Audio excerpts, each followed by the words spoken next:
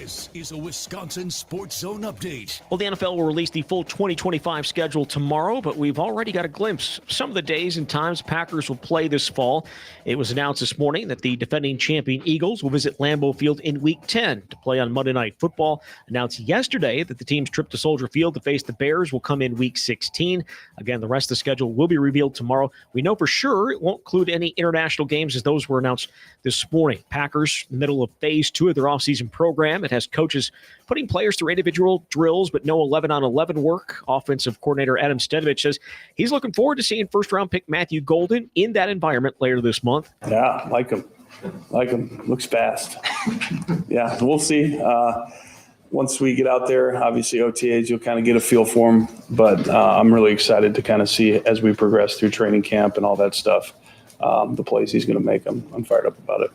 Meanwhile, new center Elton Jenkins not taking part in the offseason program right now. According to Channel 3000, he's looking for a new contract. Rural Mutual Insurance, keeping Wisconsin strong. When a company only does business in Wisconsin, that's Wisconsin Strong. Rural Mutual provides all lines of insurance, including commercial, farm, home, and auto. And your premiums stay right here to keep Wisconsin strong. Local agents, local underwriters, local claims adjusters. Rural Mutual Insurance, keeping Wisconsin strong. Well, the Brewers and Guardians facing off tonight in Cleveland in Game 2 of their series. The Guardians took Game 1, dropping the Brewers to 2 games below 500. The two sides will close out the series tomorrow afternoon before Milwaukee gets Thursday off. They'll be back home to face the Twins starting on Friday. With this Wisconsin Sports Zone Network update, I'm Zach Heil, Print. The second pick will be made by the San Antonio Spurs, and that means that the number 1 pick in the 2025 NBA draft goes to the Dallas Mavericks. Picked off by Anunoby. He will go the distance. Two-hand slam, and Tatum is hurt. Tatum is hurt. Tatum is still down. He is screaming for a timeout.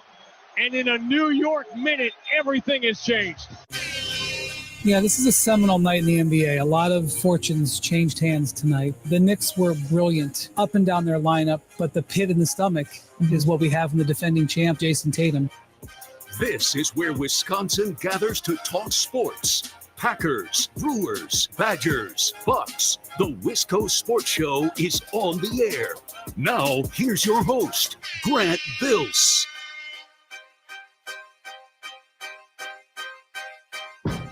Selection of sound from last night, a massive night in the NBA, about as pivotal of an evening, not even a full evening, 2 or 3 hours, as big of a 2 or 3 hour window as a league can have, the NBA last night. So that's where I want to begin.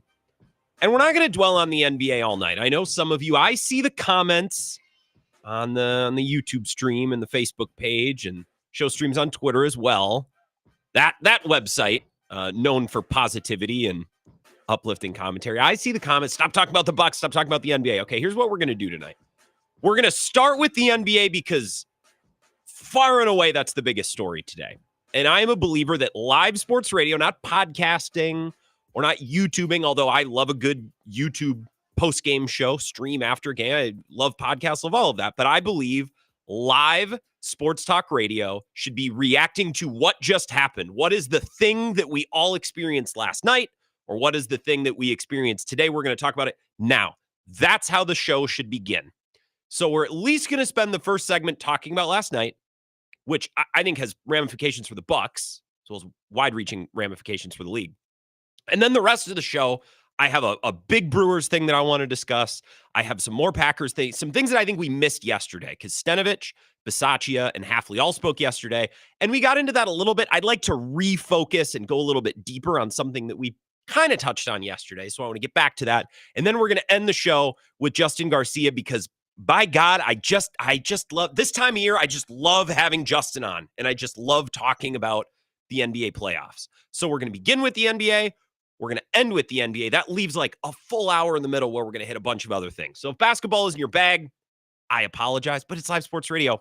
We're going to talk about what's going on here and now. This isn't a a podcast that's recorded days in advance. Or like, no, it's live radio, so we're going to react to what's going on. And plenty of time to take your calls as well after this first break, coming up in about 15 minutes. 608-321-1670. Again, comment on the stream as well. Doesn't have to be positive. Positive and negative is fine. I see what you guys comment. I see your complaints over there, and I do my best. But I want to start with basketball. I didn't really enjoy this NBA season. And I think I was pretty clear about that. I didn't spend a lot of time dwelling or whining or complaining, maybe a little bit. Because also, as long as we're talking about what sports radio is and should be, there should be a good amount of whining and complaining and ripping about what's not good enough, right? How can we fix the thing that's not good enough? It's a big part of sports radio. So I hope that I didn't come across like I was dwelling for the last 5 or 6 months on how I wasn't enjoying the NBA season, but I think I made it pretty clear. The Bucks games just weren't hitting. The Bucks are in a place right now, although Giannis is awesome, they're in a place right now where they climbed the mountaintop, they reached the pinnacle, it was great, and now they're kind of hanging around like they're either trying to get back up to the summit or come all the way back down. We're caught in this middle ground. That part of a team's lifespan is not as fun. So the Bucks games weren't really hitting this year. The national TV games weren't really doing it for me. Like, oh, Cleveland's great. Okay. I mean, nothing against Cleveland, but that doesn't move my needle. That's an image. Oklahoma City, like, all right, cool. Doesn't really do it for me. TNT just wasn't hitting. I said 2 weeks ago during Bucks Pacers, while the series was being played, I said, I think I'm going to really enjoy the NBA playoffs once the Bucks are done. It was a little dark and unfortunate. I wish my enjoyment of the NBA playoffs could coincide with my enjoyment of the Bucks, but those two things just weren't connecting this year. And I told you 2 weeks ago, I think I'm going to enjoy the NBA playoffs once the Bucks are done. And after yesterday, I'm all the way back in. In fact, I think we should reopen the NBA Lounge officially for the first time in forever. Last night was as pivotal a 2 or 3 hour stretch as a league can have. I don't think in my lifetime or certainly in recent memory that the NFL or Major League Baseball or any other league has had that insane of a stretch. All right. The draft lottery was shocking. The Mavericks winning it out of nowhere. The Knicks going up 3-1. The Celtics losing. We just learned about 20 minutes ago that Tatum, yes, did tear his Achilles. He already had surgery today. And I think Brian Windhorst nailed it right when they went to postgame after Celtics-Knicks last night. And I'll play this little comment again. This is the first thing out of his mouth. Windy, immediately, the lights go on and he's throwing 100 right on the corner. Yeah, this is a seminal night in the NBA. A lot of fortunes changed hands tonight. And if you watch the TV copy last night, a lot of fortunes changed hands, and he's gesturing, just a master at work on the postgame desk last night on ESPN. A seminal night in the NBA. A lot of fortunes changed hands. Couldn't have phrased it better. The Mavericks go from the outhouse to the penthouse. The Spurs got the number 2 pick, which might be huge. It might not mean all that much, but it might be massive. If Giannis all of a sudden requests a trade, I think the Spurs are a reasonable trade partner, and now they have the number 2 overall pick to play with. That's interesting to me. That could really matter. And now not only are the defending champion Boston Celtics presumed dead, they're down 3-1 without their best player, but Jason Tatum might miss next year too. In fact, with an Achilles injury, he'll probably miss the whole year, maybe come back at the end. We don't know, but like next year is changed for the Celtics. The dynamic of the East is changed for the Celtics and all the teams competing with the Celtics. The draft was completely flipped on its head. No suit for the Sixers or the Hornets or the Wizards or some really bad teams that thought maybe we got a chance at Cooper Flag. Not even close. Goes to the Mavs, who were in the play-in. They were right there. They were almost a playoff team. The NBA landscape and the power dynamic amongst all the teams was drastically changed in the snap of a finger last night. So I want to talk about the lottery first, and then we'll talk about the Celtics before our first break. And then if you guys want to move on, we can. Objectively, the funniest, most entertaining outcome of last night was Cooper Flag going to the Mavericks, or the pick that will be used to select Cooper Flag going to the Mavericks. Not close. There's not a more interesting, more entertaining, and I know some basketball people are like, but there are teams that need him more. I don't really care. I'm not interested in talking about, like, well, if he went to the Hornets, imagine the Spain pick and rolls they could run. Or, well, if he was on the Wizards, they could run the elevator screen with, I don't care. That doesn't do anything for me. Him going to the Mavericks, that's entertaining. That's funny. That's for great content. And for all the people I saw online last night and today who are belly aching, but they didn't deserve the number 1 overall pick. No lottery team deserves anything. If you are in the lottery, you suck. You are helpless. You are poorly run. You have put your complete and total future in the control of ping pong balls. I'm not going to feel bad for you if you're in the lottery, especially if you're always in the lottery and things aren't working out for you. I'm supposed to feel bad for the Hornets or the Wizards. They can't do anything right. Yeah, that's why they don't deserve anything. They suck. All of those teams do. If your team building strategy is to suck and draft and then suck more and draft more and suck more and draft more, if that's your strategy, then you deserve whatever befalls you in the NBA lottery with the ping pong balls and the envelopes and the vice commissioner like having his moment as he does every year in early May. Now, just because I don't have any sympathy doesn't mean I don't have any questions. Doesn't mean I'm not curious. Now, I don't think the NBA is rigged, and I think it's silly to suggest that it is. But I would like some mathematician to explain to me how the Mavericks had as if I'm reading correctly, a 1.8% chance to hit, and they hit. And this is the year after the Hawks, who had a 3% chance to hit. And since the lottery odds were kind of flattened, they were made a little bit more equal among all the teams in the lottery since 2019. The team with the number one odds over the last, whatever that would be, 5 or 6 years, has yet to get the number one overall pick. I'm an idiot, and I am no beautiful mathematic mind, but that just doesn't make sense to me. Like, that math doesn't make sense. Like, okay, if you hit a 1 in a million shot for the Mavs to get the number one overall pick, shouldn't the other years be the other, whatever, 999,099? Like, where's the other side of this lottery coin? Because we keep striking oil like, oh my God, how did that team win? But it's never, of course, that team won. Like, the math isn't balancing out. And again, I've never taken a statistics class in my life. But at some point, isn't the worst team, isn't the suckiest team with the best odds going to get it? The odds of it going last night, Dallas, San Antonio, Philly was, and Charlotte in there as well. The odds of those 4 teams landing in that order was 0.013%, which I would accept if other lotteries have gone chalk, but they haven't really. Another part of sports that the percentages don't add up in my brain. And again, it's a stupid math brain, so maybe someone explains this to me. It would all make sense. Well, it wouldn't make sense, but to me, because I can't understand the stuff, but maybe someone could explain it. It's like when once a week there's a team in the NBA who, like, their win probability was 99.98% and they lost. It's like, it seems like a team loses a game like that once a week. So how can it be 99.9% when it seems like 1 out of, you know what I mean? Like, the win probability, the catch probability, it just, again, not a stats mind, obviously. Doesn't make sense. So I have questions. I would like someone to explain how this draft lottery is spitting us the results that it is. Doesn't mean that it's rigged. And it doesn't mean that I am going to shed tears for the Wizards who blow. There have been well-run teams. I think the Wolves have become well-run in recent years. They got a top pick and they got good. You know what I mean? The Cavs, they've been in the lottery. They've got good. Oklahoma City, they've been in the lottery. They haven't struck oil on the first, Chet was the second overall pick, I believe. But, like, they didn't get some generational prospect to bail them out.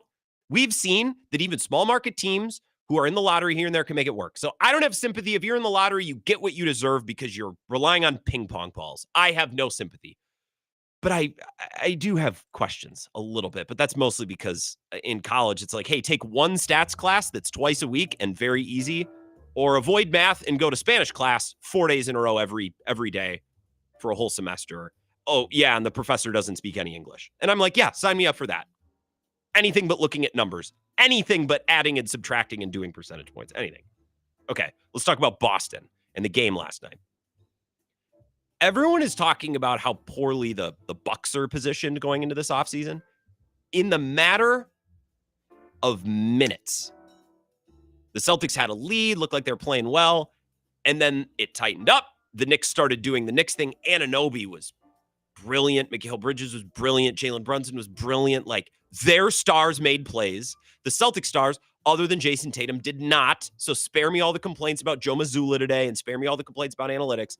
These are star players going one-on-one with other star players or 5-on-5. It's mostly the players. Now, we can have a complaint about Doc Rivers or Joe Mazzulla, but at the end of the day, these are players on the court deciding the games. And Celtics didn't do it, like we saw in Game 1 and Game 2.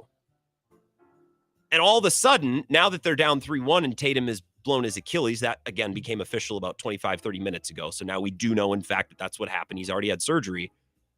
In a span of 20 minutes, you start to look like, the Bucks are in an awful spot. Well, all of a sudden, the Celtics are in no man's land as well. They're going to be paying $55 million for Jason Tatum next year to be on the shelf. $53 million towards Jaylen Brown next year, who no one believes in as a number one. That's a big thing that I've noticed in the last 12 hours is when discussing what the Celtics will look like next year, no one's like, well, Jaylen Brown can drive the car. No one's stepping up to get excited about the prospect of Jaylen Brown being the number one guy for a year, even though he won Finals MVP last spring. So, I don't think Jaylen Brown is a superstar, but I'm surprised a little bit about the lack of confidence or the lack of even, theoretical belief that he could lead a team of nice role players. To quote Ryan Russillo, if you take a look at the numbers here, they have 11 players under contract. They're already $20 million above the second apron. Horford's going to probably retire. He's done.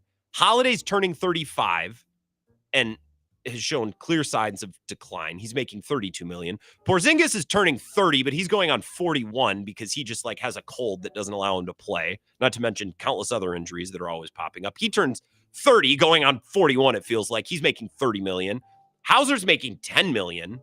Pritchard's making nice money as a sixth man of the year, but even if they move Holiday and start Pritchard, they're still way past the second apron. I don't know what the Celtics are going to do. And you know what I've heard on a bunch of podcasts today, shows? Well, the Celtics are going to have to take a gap year.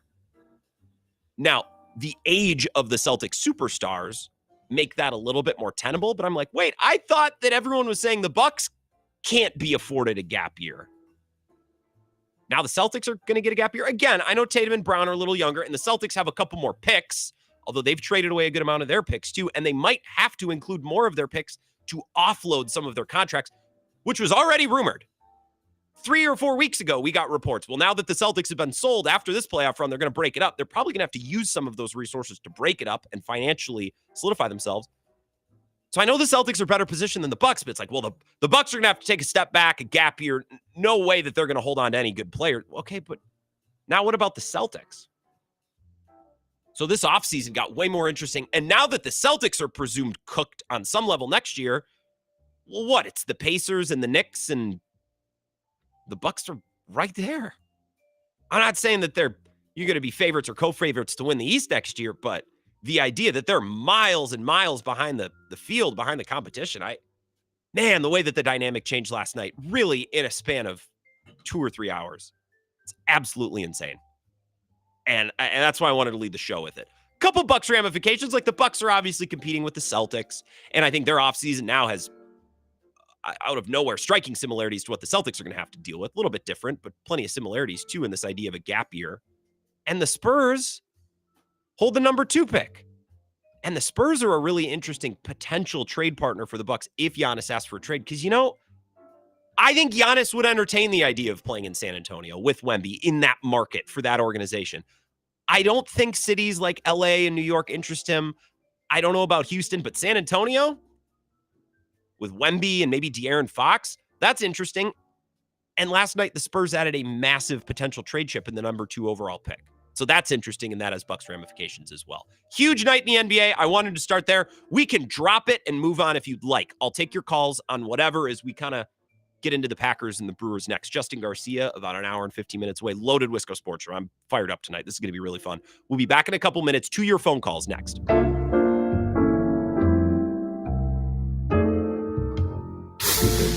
This is the Wisco Sports Show with Grant Bills on the Wisconsin Sports Zone Radio Network.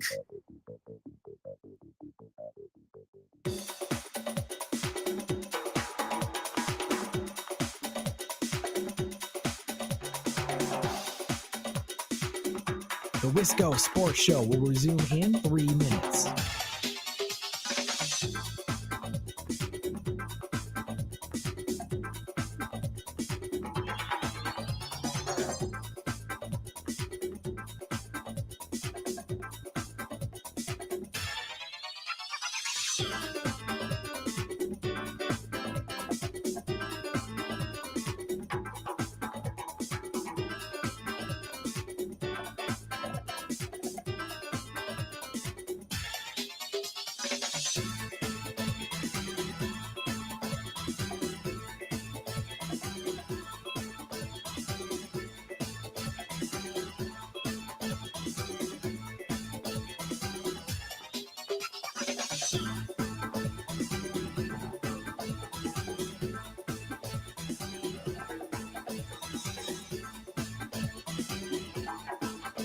The Wisco Sports Show will resume in 2 minutes.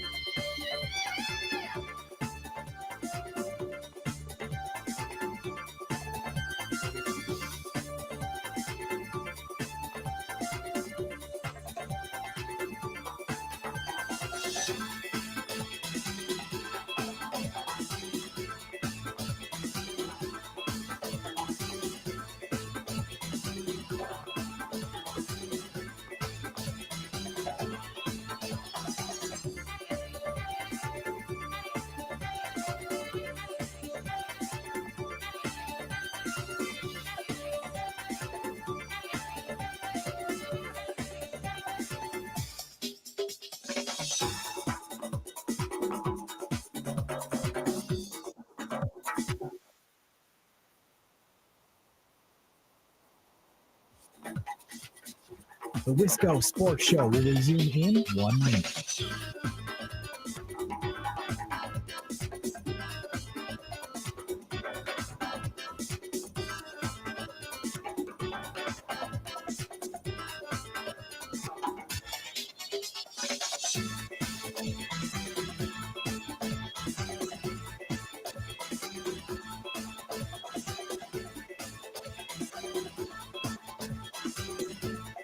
The Wisco Sports Show will resume in 30 seconds.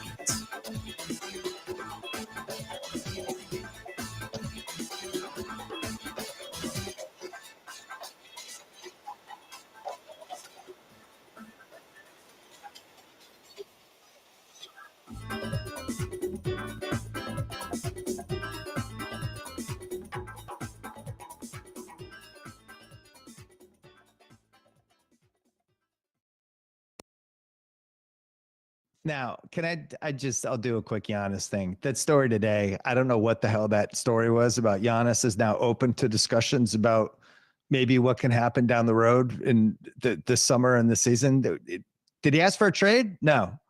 He's actively open-minded, Bill. Have you never found yourself open-minded about his future? Who the fuck is it? And by the way, he almost asked for a trade 2 years ago. I would assume every player who's one of the best players in the league who hasn't made the conference finals in 4 years and who the second best player on his team just had a season-ending injury and probably isn't playing next year, I would assume they're probably open-minded about some things about their future. Did he ask for a trade? No. How is this a story? This is what I call the Monday News Thump house. We had the Friday News Dump.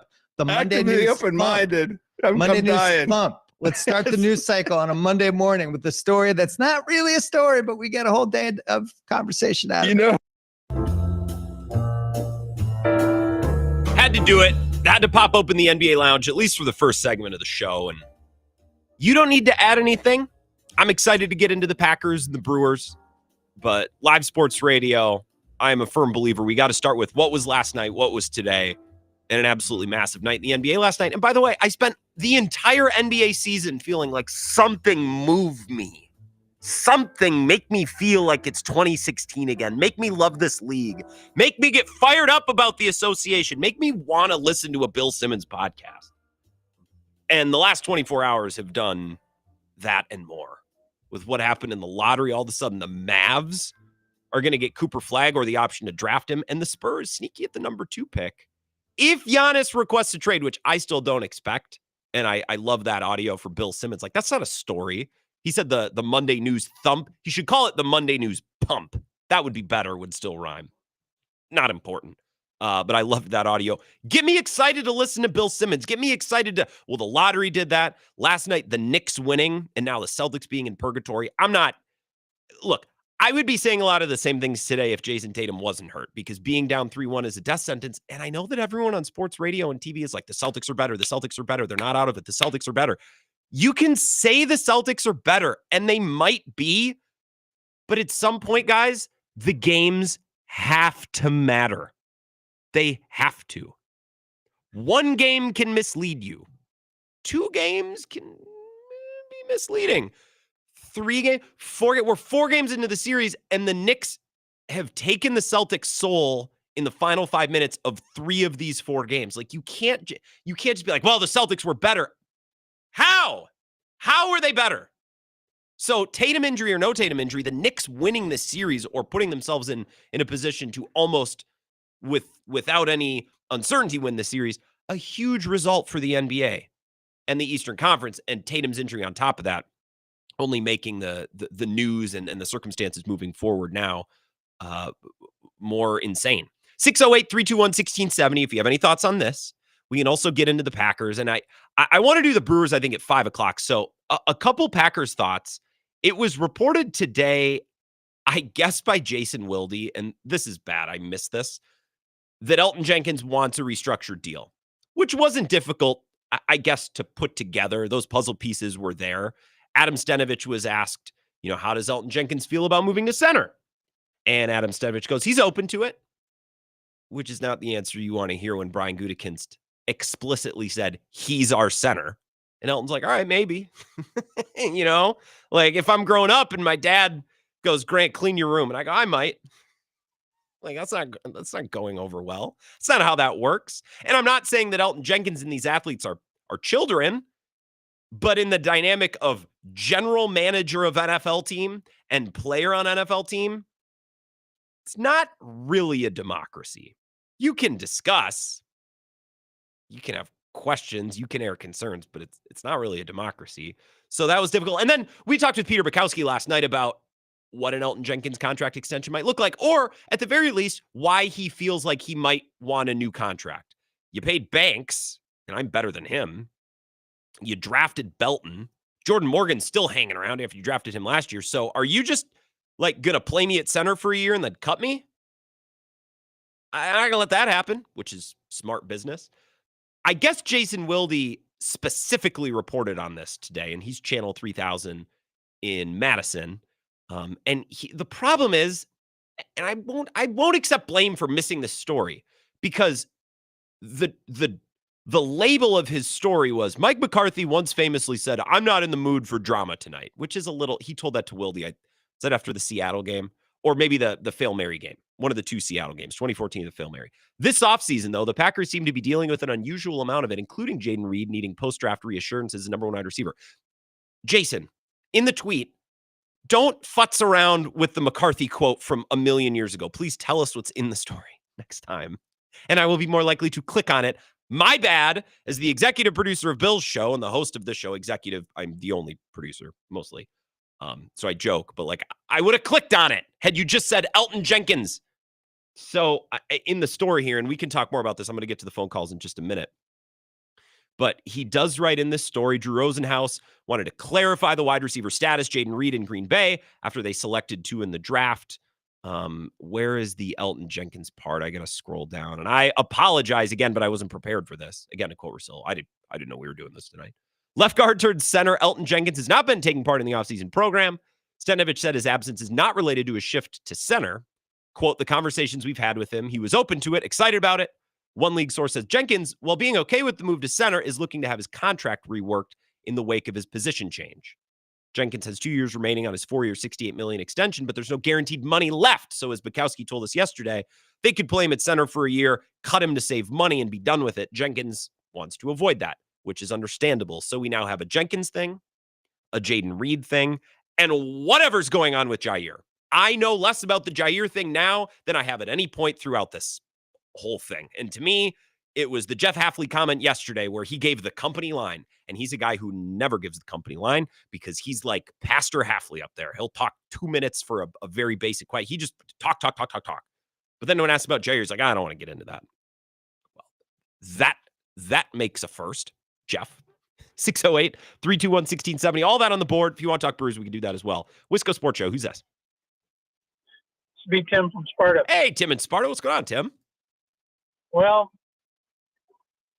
I got to tell you, Grant, I appreciate your NBA take. I appreciate your NBA passion. But well, hey, Tim, did I not? I did the opening segment, which yep. I always pick the opening topic. I took a break. There were nobody on the phones, so I moved to the Packers. Here we are. I think I can read a room. Well, it just, the NBA sucks. Not right now. It sucked most of the year. It might suck to you all the time, but if you touch me, it it's a foul if I'm a superstar. You know, I can hammer you if I'm a superstar and you're a nothing. It's unwatchable. I mean, I tried to watch the game last night, and for a while it was interesting, and then I'm like, I'm still watching this crap, and I have other things that I can do. That's fair. You know what? I tuned in with 8 minutes left in the fourth quarter. I was following it to make sure I wasn't missing anything crazy, but I sat down on my couch and actually put it on the TV with 8 minutes left in the game. So it's not like I'm watching these full games either. And then I went to bed before halftime of the second game. So while the league intrigues me and the final couple minutes, Tim, the shot making, I mean, it was beautiful basketball down the stretch, but I don't need the full four quarters of it in the second round, at least. I don't need it. So I know what you're saying. No. And then with the unbelievable pick for the lottery pick, that, I mean, come on. Statistically speaking, having two in a row that have no chance really to get it, it's not right. Yeah. Besides that, the Brewers just suck. Yeah, we're going to talk about that at either 4:45 or 5, because they do suck, but I think just saying they suck is letting them off the hook. I do think they still deserve, the players themselves, even though I think most of them are very good, still need to wear some of this. So we're going to talk about that in a bit. You're absolutely right. I mean, they have enough talent on that team, but there's no way that they should be sucking this bad. Yeah. But they just do. And my last rant of the day is I don't know what in the hell is happening to Green Bay. We have an unknown at cornerback, and Red China Wall is up. Big time. Jenkins with his, I want to restructure my contract because I'm out of guaranteed money, and you still have money, that you can use to sign me again for big bucks. No, thank you. Yeah. And then with for a topic for another day is what came out just a little bit ago, which was that if you're dead, you can get into the Hall of Fame now in baseball. Yeah. I got a half an hour rant on that one. And then just to let you know, the Pope, he might be a Sox fan and he might be a Bears fan, but there will be no divine intervention here. Yeah. Because as a good Catholic boy, I understand that we are based on suffering.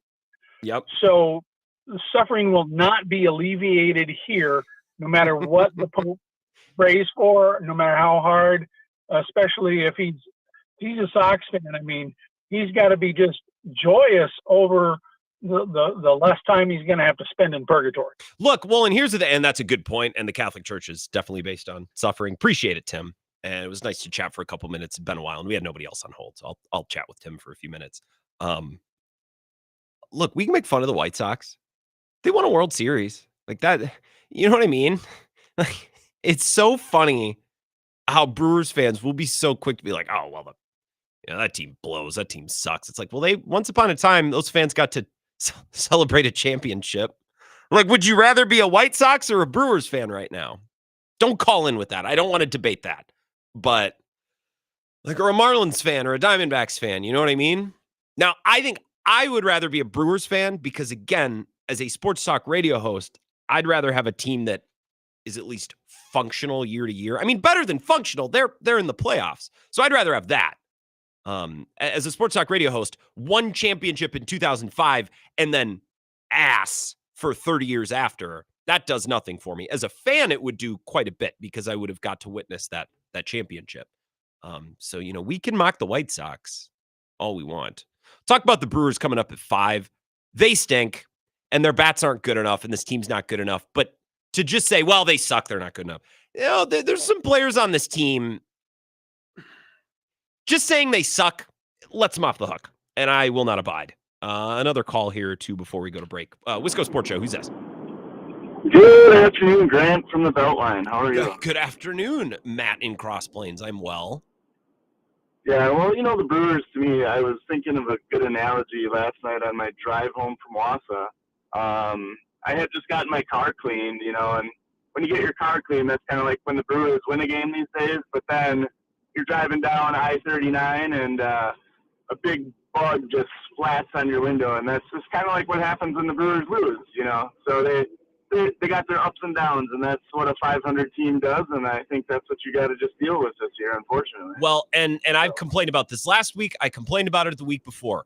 Even when they've been able to string together 3 wins, on that 4th day, they come out and they get blown out by 10 runs. It's like, okay, I don't expect you to win 4, 5, 6, 7 games in a row, but you can't. It's like starting a fire, right, Matt? When you get a little ember going and you're feeding it slowly, like, you can build the fire slowly. You don't have to turn it into a bonfire just like that, just like the Brewers have to win 10 in a row. But you can't get it going and then stomp it out. You can't win 3 in a row and then lose by 10 and melt down, because then it's like those 3 wins never even happened. All the good vibes go all the way out the window. Yeah, and it's all about getting back to the 500 mark and getting over to the 500 mark. And unfortunately, the only team right now in the NL Central that's on fire is the stupid Cardinals, and that's disgusting to me. It is Anyway, disgusting. I'm sure each of the NL Central teams will at least go on a 5-6 game winning streak, maybe more, but you never know. It's Moises Ballesteros night tonight. Moises Ballesteros. Yeah, what a hog. Up for the Cubs. Yeah. He looks like a lineman at UW Platteville. That's a good call, Matt. I appreciate it. Yeah, the Cardinals are white hot. Big week for Cardinals, both in St. Louis and in the Vatican. Let's take one more call, and then we'll go to break. We can talk about the Brewers on the other side. Wisco Sports Show. Who's this? Oh, I had to interrupt the Brewers talk. Had to interrupt the Brewers talk. What, Vagabond John, what have you brought us today? Please. I'm curious, Grant, what inspired you to get into it with Christian Watson's dad, and why was he left out of the compilation of Packers woes? Well, irrelevant. We're moving on. Why did you honestly want to know why I jumped in his mentions today? He tweets like a psycho, which is fine. It's not a crime, but he's the father of a kid on the team. Like, parents take a little bit of a step back. We talked about this last week or the week before. Gen Z, is this Gen Z or Gen X that we're living in the midst of, born in this century? And the parents, they're the worst. But yeah, honestly, you want to know why I jumped in his mentions? Is because typically it gets me a lot of likes and it gets me a handful of new followers just about every time. Although today he blocked me, which is a real bummer. So that I'll have to find a new source of engagement for me. I also got blocked today, so we're riding the block train. Yeah, that was just interesting, and that's why I lasted 6 months as a PE teacher. Parents these days, they just suck, man. Your kindergartner isn't, LeBron James out here. But no, I wanted to build off a little bit off of Tim and Sparta's just overall comment, man. The vibes around this Packers team this week, it's weird, man. It's weird. It's kind of like started to stem culturally. I mean, Aaron Rodgers was always his own enigma. But you think back to like Devondre Campbell and all of his comments, and then what kind of that turned into, and that was kind of gross. But since then, man, whether it's the receivers, whether it's just like this team just has icky vibes. And as a team that's setting up that's supposed to contend with a hell of a schedule that we continue to get some fun leaks about, there's just a lot of gross stuff going on around it. So I want to just build off of Tim and Sparta's point, whether it's Christian Watson's dad or like, just some unhappy offensive lineman.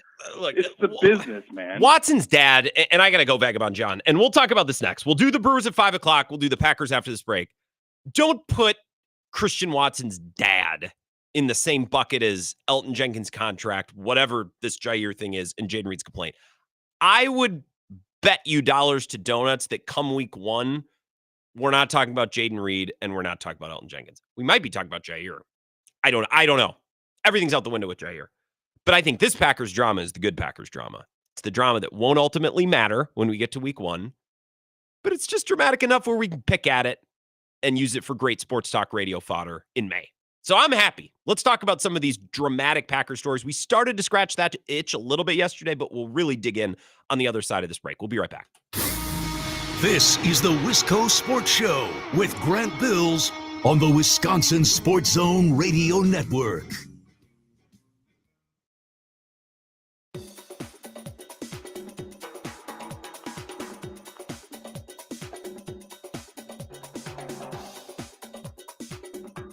The Wisco Sports Show will resume in 5 minutes.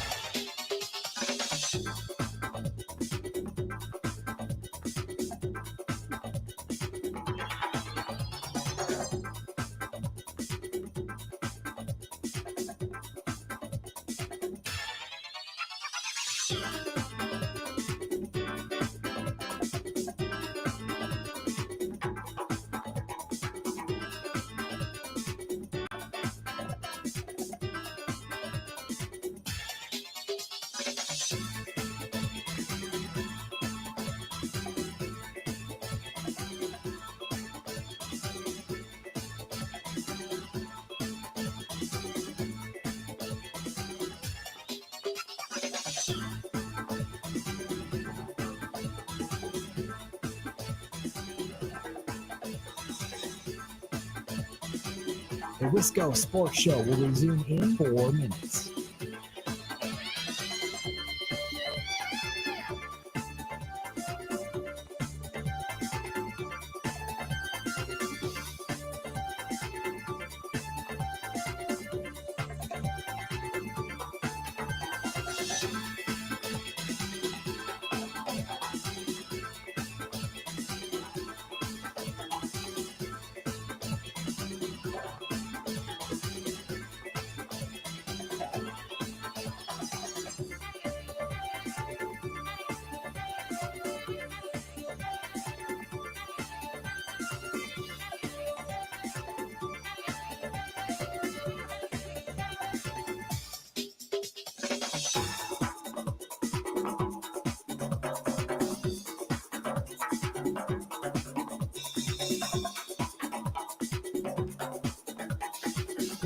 The Wisco Sports Show will resume in 3 minutes.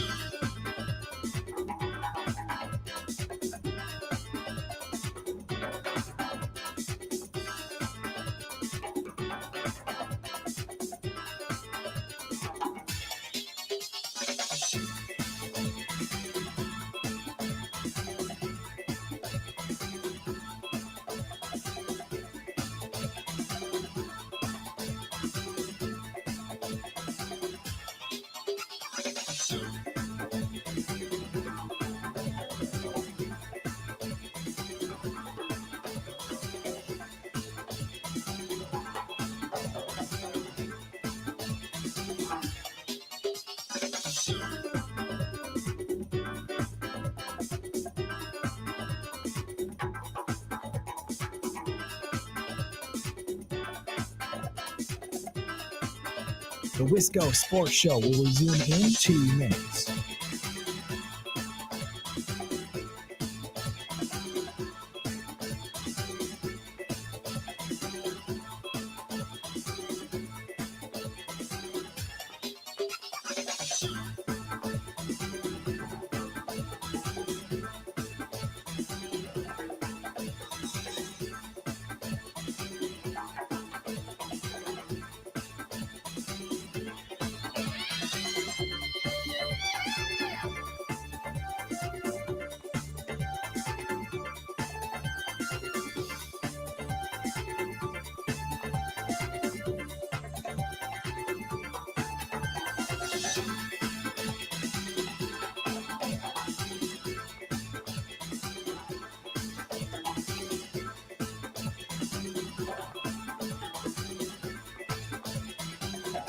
The Wisco Sports Show will resume in 1 minute.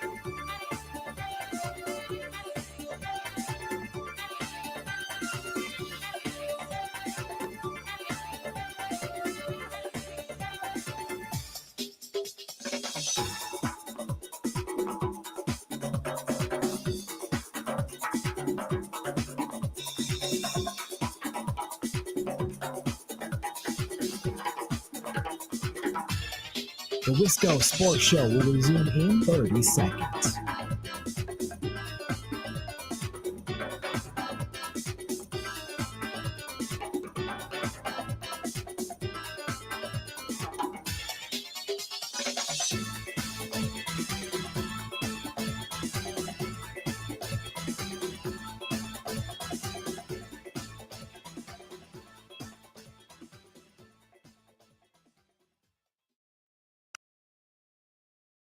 So what does Elton think of playing center?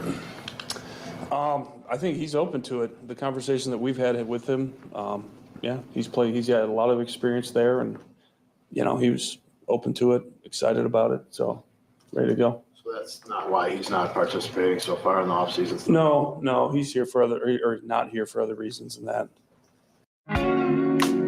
Funny moment from yesterday's press conference. That's Adam Stenavich, spoke up in Green Bay, the Packers offensive coordinator. And when I heard that, I thought, oh, well, that was presented very matter-of-factly, but not insignificant.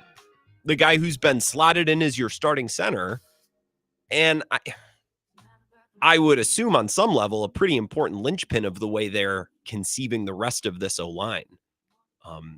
Drafting Belton, signing Banks, whatever they have in the works for Jordan Morgan. It's been reported a lot that they want someone to compete with Rasheed Walker at left tackle, which is also kind of odd. Like, competition is good.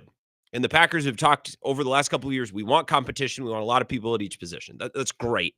You want as many good players as possible. Duh. But at a certain point, any vested veteran, and in the NFL, which I don't know if anyone's told you this, stands for not for long, a vested veteran or an established player could simply mean been in the league for 3 or 4 years, right? We're not talking about 10-year vets who get defensive about their spot or their position or their contract. It could be someone who's going into year 3 or 4, and the Packers have plenty of those guys. At some point, your constant preaching at the podium about we want competition, we want competition, we want competition, the guys who are playing and playing well on a team that's been to the playoffs last year are going to go, why are you trying to replace me? What is your deal?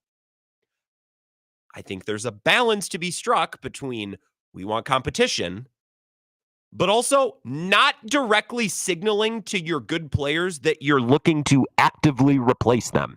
And don't get me wrong. In the NFL, you're always trying to replace everybody because careers are short, injuries happen, contracts are heavy. And they get bigger as players get older, and they get inherently riskier as players get older because players get hurt.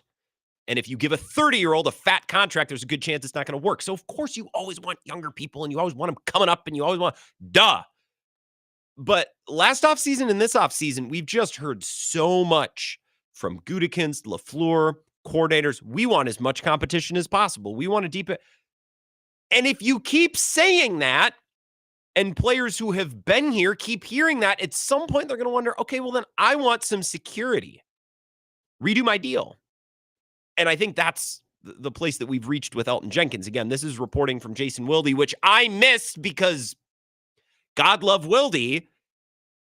In the title of his tweet that linked this story, he was quoting McCarthy from a presser like 15 years ago. And I'm like, oh, there's Wilde being Wilde. And I didn't even click on the story because you would think if there was unique reporting about Elton Jenkins' situation, it would be mentioned in the tweet, and it wasn't. But that's on me. I need to have my Packers beat literacy.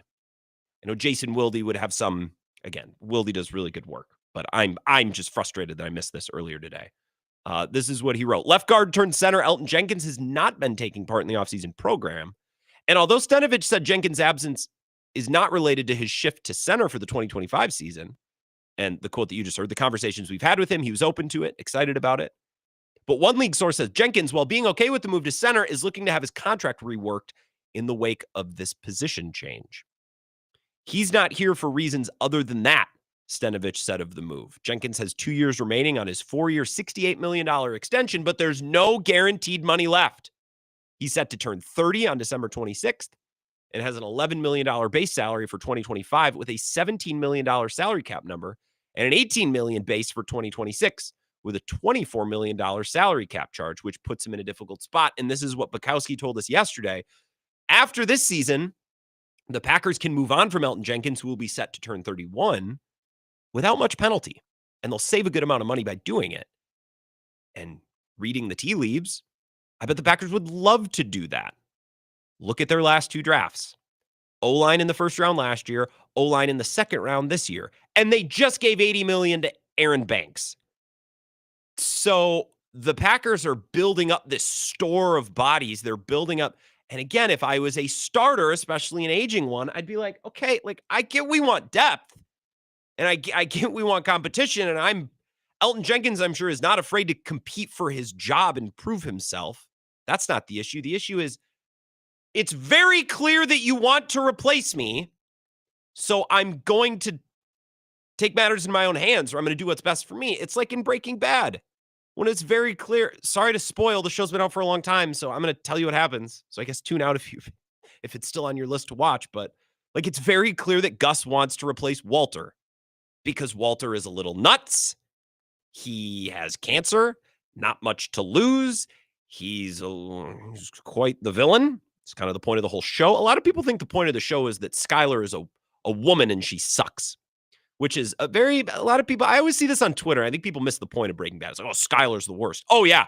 Because if your significant other hid the fact from you that they were dying and then started cooking meth and, killing people in the bathroom, you would react. You would be supportive and react well to that. You would give good comedic relief to the show. That's how your character would, whatever. But it's very clear that Gus wants to replace Walter, and he kind of sticks it right in his face with what's his nuts, the box cutter guy following him around, and Gale learning his methods. And Walter's like, okay, well, I'm not. Except Gus wasn't going to cut Walter to save money against the cap. He was going to kill him. So what is, again, sorry to spoil, class, what does Walter do? Or what does he have Jesse do? He sends Jesse to Gale's apartment, who shoots him between the eyes, because you're not going to replace me. You're not going to kill me. I'm going to look out for my interests. This is the NFL version of that. It's Elton Jenkins. It's like, okay, so you signed Aaron Banks. You drafted Jordan Morgan. You drafted this Belton guy who's the size of a water buffalo, and my contract has no guaranteed money left. I'm all for competition and proving myself, but it's pretty clear you want to replace me. And I think if there is a criticism to be had of the Packers and how they've handled their business as it relates to maybe Elton Jenkins or Jaden Reed, like, hey, at the podium, maybe you don't have to scream about competition so loud. Like, maybe you don't have to make it abundantly clear that you're always looking to replace everyone, even though you totally are. Like 100%. You're always looking to replace everybody because that's how the sport should work. That's smart team building. But keep it to yourself. And Rasheed Walker now, it's literally how, and I'll pull this audio for when we come back on the other side of the break because I can't remember exactly where in the presser it was, but they're asking, so you're looking to add competition to Rasheed Walker's spot? If I'm Rasheed Walker, it's like, man, I've been playing left tackle for 2 years. We've been pretty good. Like, what's your deal, man? What is your deal? So I think the Packers can share some blame in this with Jaden Reed as well, but specifically with Elton Jenkins. Like, you had to know that he wasn't going to take this well. We'll come back, wrap up hour number one. I'll give you those Rasheed Walker comments as well, just to kind of round out this conversation. And then at 5 o'clock, we'll talk Brewers. This is the Wisco Sports Show with Grant Bills on the Wisconsin Sports Zone Radio Network. Bill Michaels here. Are your two wheels revved up? Because here it comes. The Big River Rally, where the river meets the road. It rolls into La Crosse on June 27th and 28th. Join us for a weekend packed with action. Stunt shows, a killer bike show, food trucks, all kinds of awesome vendors. Friday, Rod's River Run, with Texas Hippie Coalition lighting up the stage that night. Then Saturday is the Big River Rally Ride. Miles and miles of pure freedom. Then Saturday night, Drowning Pool rocks the house. Grab your tickets right now. BigRiverRally.com. That's BigRiverRally.com, and I'll see you there.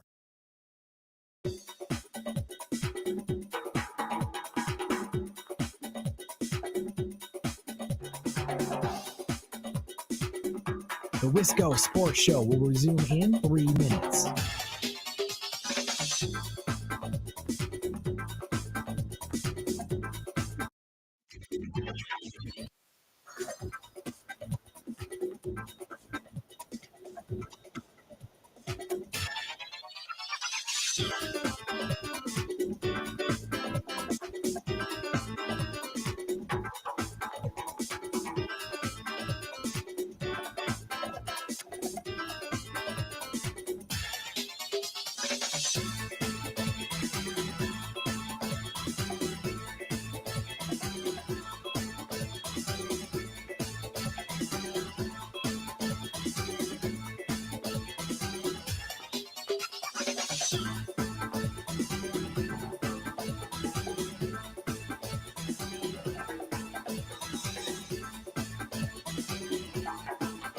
The Wisco Sports Show will resume in 2 minutes.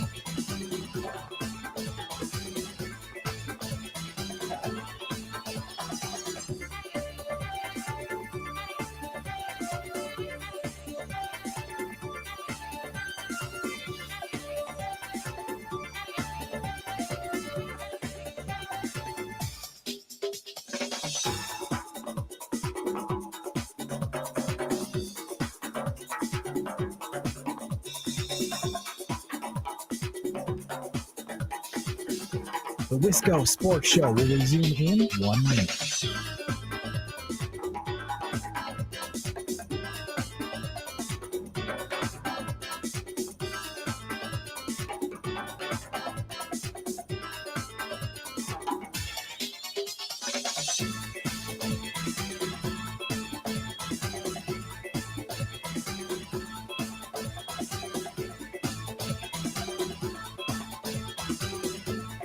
The Wisco Sports Show will resume in 30 seconds.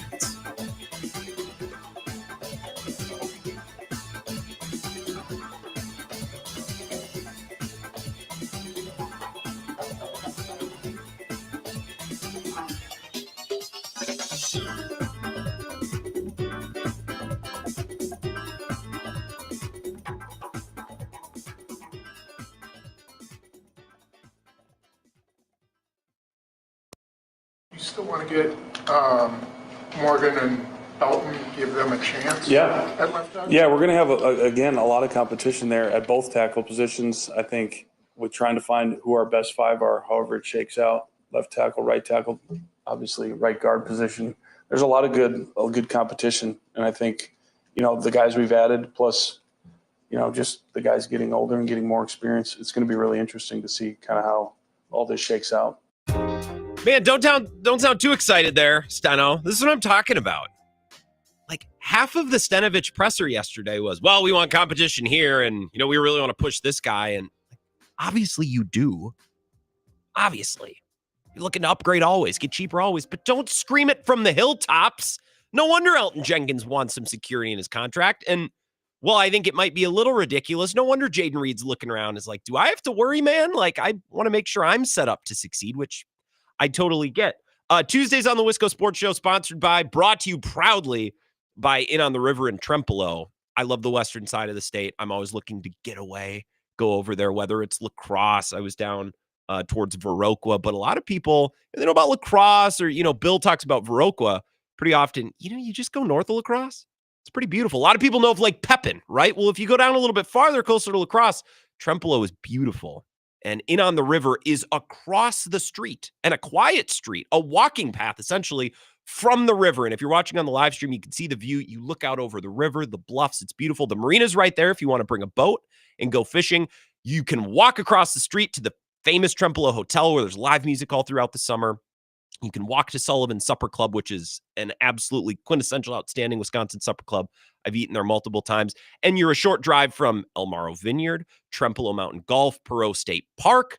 And if you're like me, you like doing all the outside things, but I don't want to sleep in a tent. Like, I don't want to do that. So Perot State Park is beautiful. I love to fish. I love to hike, play golf, but I don't want to sleep in a tent. So give them a call, 608-534-7784, and just tell them what you're looking to do, when you're looking to visit, and they'll help put together a setup in one of their rooms for the weekend that'll be absolutely perfect for you. In on the River, WI.com. You can look them up on Facebook as well. In on the River Trempealeau. And you want to get something booked for the summer because summer fills up fast. So appreciate it again. In on the River, WI.com. Hour number 2 of the Wisco Sports Show next. Let's talk Brewers.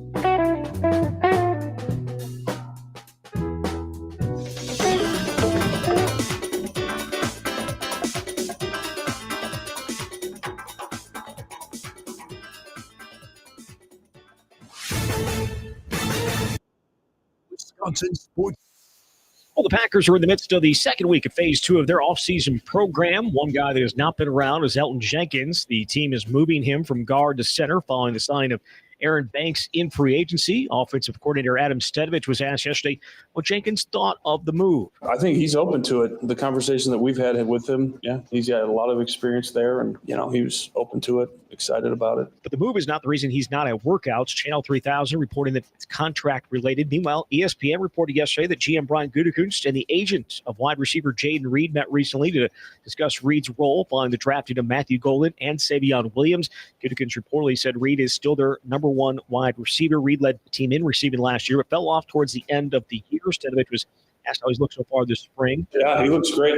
He looks like the same Jaden, fast, explosive, smile on his face. I think, maybe he just got worn out. A lot of hits. I know he had that shoulder injury in the last game, obviously. So, but he looks great now. Packers going to hold their first week of OTAs later this month. Turning to Wisconsin, they got a commitment from 3-star linebacker Aiden Reeder yesterday in the class of 2026. Cincinnati product chose Wisconsin over Iowa, Minnesota, and others. Rural Mutual Insurance, keeping Wisconsin strong. When a company only does business in Wisconsin, that's Wisconsin Strong. Rural Mutual provides all lines of insurance, including commercial, farm, home, and auto. And your premiums stay right here to keep Wisconsin strong. Local agents, local underwriters, local claims adjusters. Rural Mutual Insurance, keeping Wisconsin strong. Well, the Brewers and Guardians going to play Game 2 of their series tonight in Cleveland. The home team took the opener last night 5-0. First pitch set for 5:10. With this Wisconsin Sports Zone Network update, I'm Zach Heilprin. The second pick will be made by the San Antonio Spurs, and that means that the number 1 pick in the 2025 NBA Draft goes to the Dallas Mavericks. Picked off by Anunoby. He will go the distance. Two-hand slam, and Tatum is hurt. Tatum is hurt. Tatum is still down. He is screaming for a timeout. And in a New York minute, everything has changed. Yeah, this is a seminal night in the NBA. A lot of fortunes changed hands tonight. The Knicks were brilliant up and down their lineup, but the pit in the stomach is what we have in the defending champ, Jason Tatum. This is where Wisconsin gathers to talk sports. Packers, Brewers, Badgers, Bucks. The Wisco Sports Show is on the air. Now, here's your host, Grant Bills. Some audio from last night in the NBA, and we're going to talk basketball with Justin Garcia coming up at 5:35. I led the show with the NBA because I'm like all the way back in on the NBA. I was all the way out for most of the year. It just wasn't doing it for me. Oh, this last week, Knicks Celtics has been doing it for me. The lottery last night, doing it for me. I'm listening to Bill Simmons again. I was listening to the Zach Lowe show. Oh, it's great. He's with the Ringer now. Production value through the roof. It's not on some ESPN interface that's like got all the Shopify ads now. Like, I am back. Feels like 2016 again when Cavs Warriors, the 4-year war had my heart. Or feels like college again when it's like, yes, pandemic, Russillo and Simmons redrafting every single season. Yes. And I'd lost that for a couple years. Now I have it back, so I'm very excited. So last night we're going to talk about the important developments both in the draft lottery, Bucks ramifications, what happened with Celtics Knicks, certainly Bucks ramifications there as well. But we've been talking a little bit about the Packers. I want to get to the Brewers in a minute, and I'll get to your phone calls. Phone lines are wide open, so go ahead, knock yourself out. 608-321-1670. But I love when I stumble into a take or a good topic. You know what I mean? Because sometimes I get here shortly after 9 for Bill's show trying to figure out what we can talk about. And it normally starts with, okay, here are our guests. And, you know, is there a good bit of sound that we can turn into a topic that might get people to call in? Or like, what are the things that are actually going to foster conversation? Because you can talk about the game from last night. Last night, the Brewers took one on the chin. And can you believe that 7th inning? Okay, well, that's going to get you a segment or two. But what's the bigger conversation from last night's Brewer game or from that Packers press conference? That's a little bit trickier. So I love when I stumble into a good topic. So Elgton Jenkins wants a new deal. Jaden Reed is concerned about his role. The topic or what I stumbled into right before 5 o'clock is, and I just tweeted this at Wisco Grant, is it fair to ask whether or not the Packers have been a little too vocal at the podium saying that they want competition at certain positions? Like, obviously you want competition everywhere. Duh. Obviously you're trying to get younger everywhere. You're trying to get cheaper everywhere. Duh. Yes. Duh. Do you need to scream it from the rooftop at every opportunity at a press conference? Do you really need to bang it over the head of your players constantly? Like, maybe not. And Elgton Jenkins is smart enough, and his representation certainly is paying attention to what his contract is. Like, Elgton Jenkins maybe would be looking for a new deal anyways. You know what I mean? And maybe Jaden Reed would be concerned anyways because they just drafted 2 wide receivers. But one more time, this exchange with Adam Stenovich and reporters yesterday, it's like, hey, man, don't sound too excited about the prospect of replacing half of your O-line. These guys are on the team. You don't want to completely flip the apple cart here. I want to get Morgan and Elton give them a chance Yeah. at left tackle? Yeah, we're going to have, again, a lot of competition there at both tackle positions. I think with trying to find who our best five are, however it shakes out, left tackle, right tackle, obviously right guard position.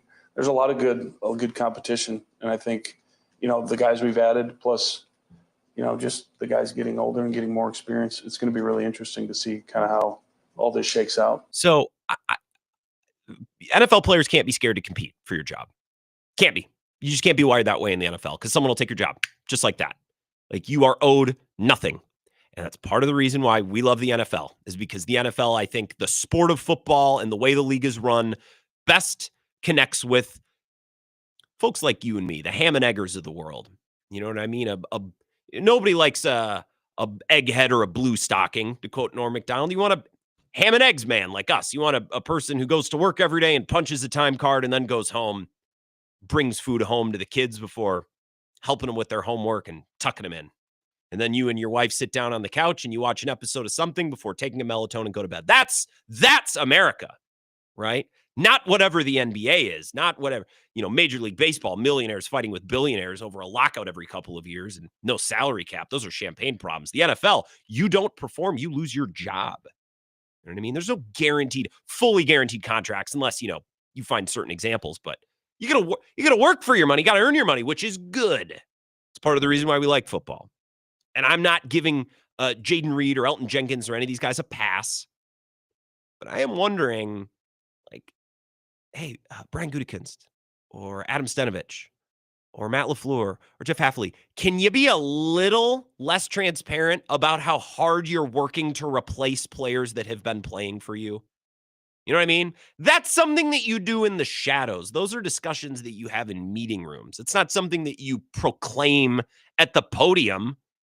Rasheed Walker, he's been pretty good left tackle. You guys trying to replace him? I mean, yeah, I'm amped. We have so many possibilities. We have so many opportunities of guys who are going to fight for that position and, young guys with talent. These guys are, look at this guy's an old bag. Who knows when his leg's going to give out? We're looking to replace him as fast as possible. Can you pull back a little bit?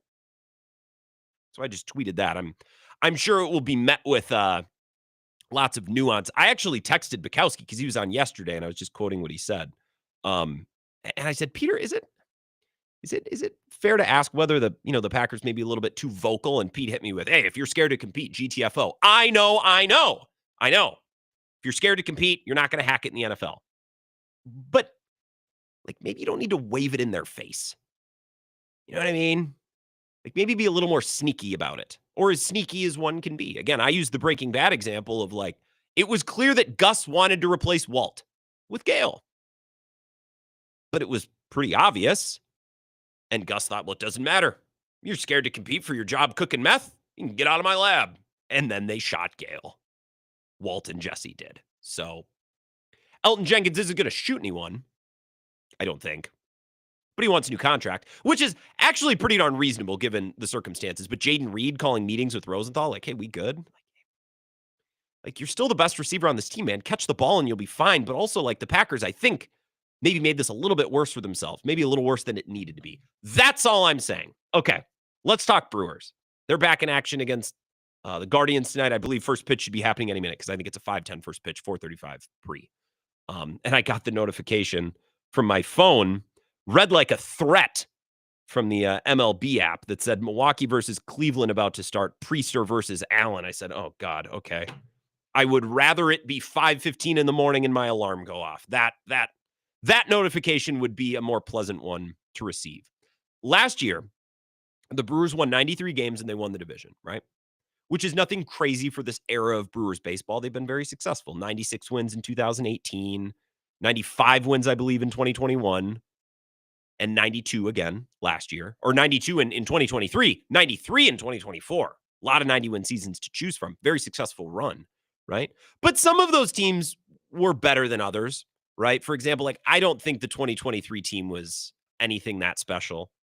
And in 2019, for example, they only won 89 games, but I think that team was maybe the second best team of this whole era. They were a wild card team. Division and the league was a little bit more competitive that year. So wins don't always tell the whole story. Forget the win total and the finish, whether it be anywhere from 88 to 95 or anything in between. What do you remember about last year's Brewers team? Defining characteristics, traits specific to that club, personality. You get to know a team over 162 games. What do you remember? I remember a good mix of small ball and power. A lot of Brewers fans only remember the small ball. Well, they put the ball in play. Yeah, but they hit a bunch of bombs too. Like Willie Adames hit a bunch of tanks. Yelich, when he was healthy, hit bombs. Contreras, before he broke his finger, hit bombs. And then he's like, screw it. I'll play through it. And he still is, I guess. And Hoskins, for as bad as he was last year, he added some power. They had a lot of pop last year. So a mix of small ball and pop. A lot of pitchers who kind of out of nowhere had great years. Tobias Myers and Jared Koenig and some others. Most of all, I think if you ask me about the first Brewers season with Pat Murphy at the helm, something that was often talked about was they never got blown out and they didn't have long losing streaks, right? They never won or never lost more than 3 games in a row, right? That was a big thing last year. And some of that is window dressing. It's a little propaganda for the team, right? Like, if you ultimately come up short of even winning a first-round playoff series, I don't really care about the other stuff. Some of that is, it's something that Murph would say, or Matt Arnold, or ownership to kind of gas up the team. All, proud of the way we committed. We were in every game. We were never blown out. Never lost more than 3 in a row. So part of it is puff, but part of it, like, there's something real there, right? That tells you something about a team when they never get blown out and they never have losing streaks. Because if you look at this year's team, they've been shut out 3 times already. They have individual losses of 11 runs, 9 runs, 10 runs, 8 runs, 8 runs, 10 runs, 8 runs. It's a lot of non-competitive baseball. They have lost 4 in a row on 2 different occasions and 3 in a row on 3 different occasions, and I'm not crossing those over. I'm not counting the 4 in a row also as a 3 in a row. They have a 4-game losing streak, a 4-game losing streak, a 3-game losing streak, a 3-game losing streak, and a 3-game losing streak, and not in that order, just since the beginning of the season. Again, the 3 and the 4s are separate. I'm not double dipping on those to make my point. I don't need to. This team is making my point for me. A big part of why this Brewers season has gone the way that it has so far is because this offense isn't very good and they don't have enough good hitters, right? Joey Ortiz has not been what we'd hoped. William Contreras has a broken finger.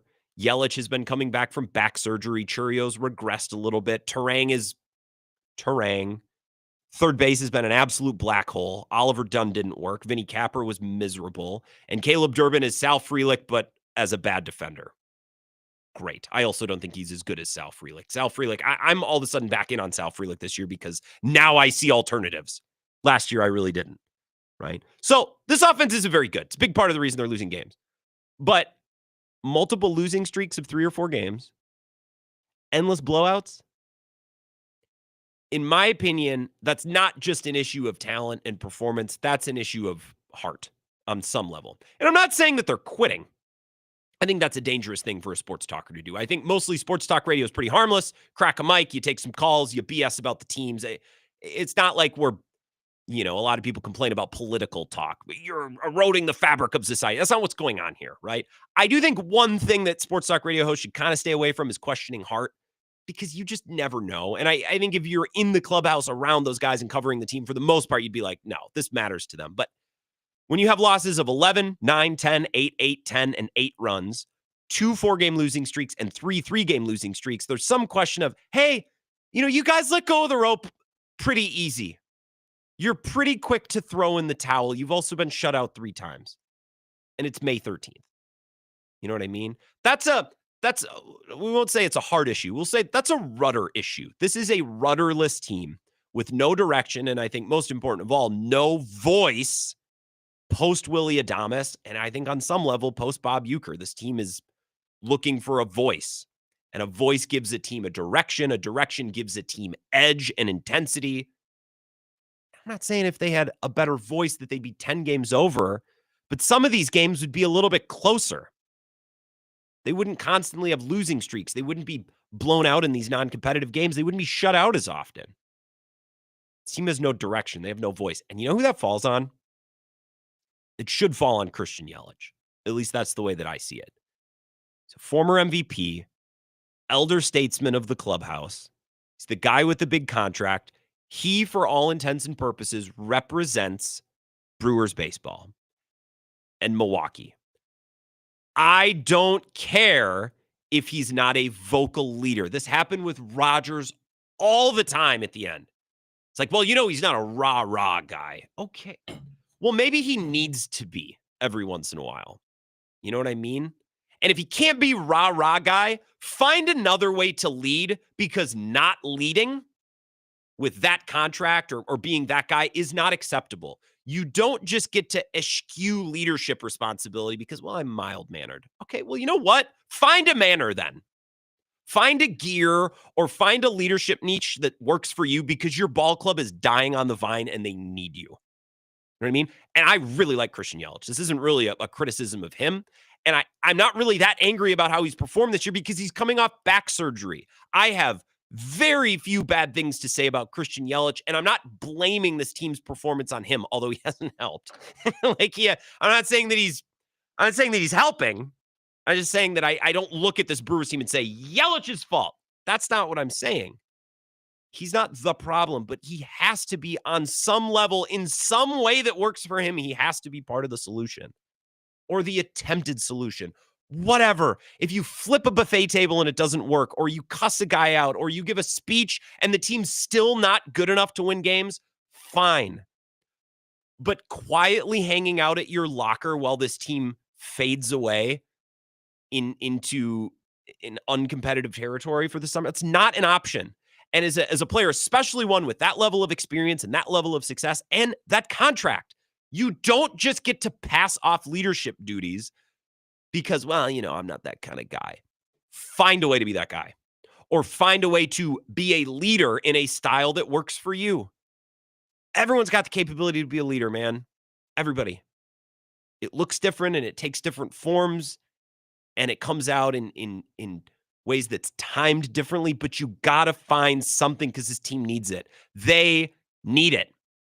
And there's plenty of things on this roster that are out of the control of the players. I mean, it's one of the worst collections of hitters I've seen in recent Brewers history, and that's on Matt Arnold. He will pay for his crimes. That day is just not today. But attitude, energy, edge. They got in fights last year, man. Multiple fights. They've been blown out 3 times through May 13th. I think they were in 3 separate bench-clearing brawls before May 13th last year, or pretty close to May 13th at least. Find something, and it's got to be Yelich, because it's clear that it can't be anyone else. I don't care that he's not playing well, then contribute to your team in other ways. Oh, I'm not a vocal guy. Find a voice then.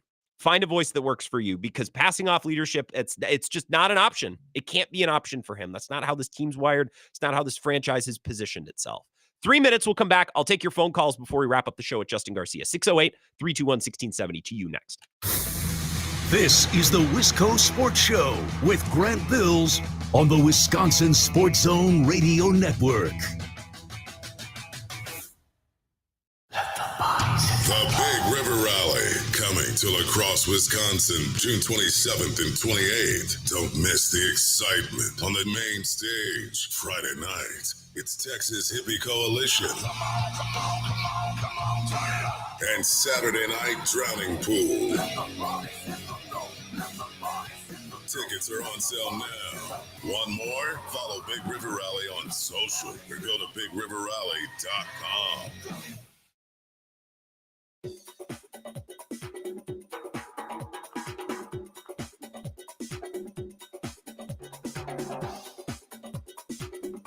The Wisco Sports Show will resume in 3 minutes.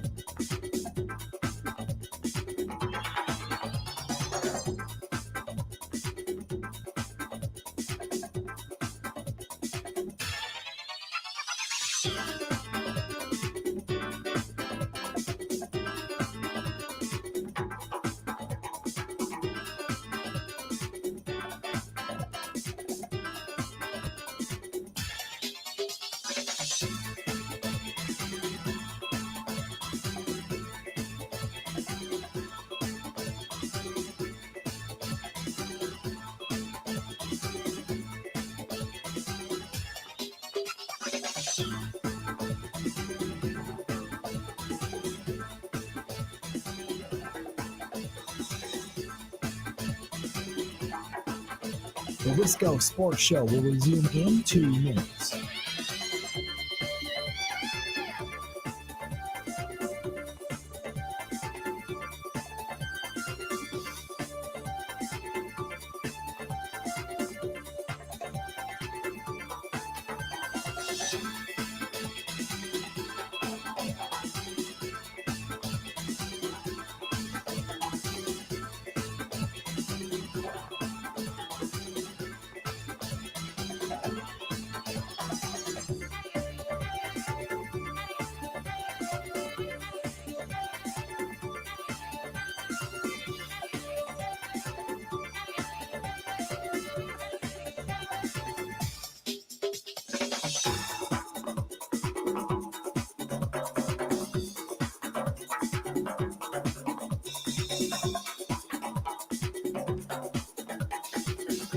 The Wisco Sports Show will resume in 1 minute.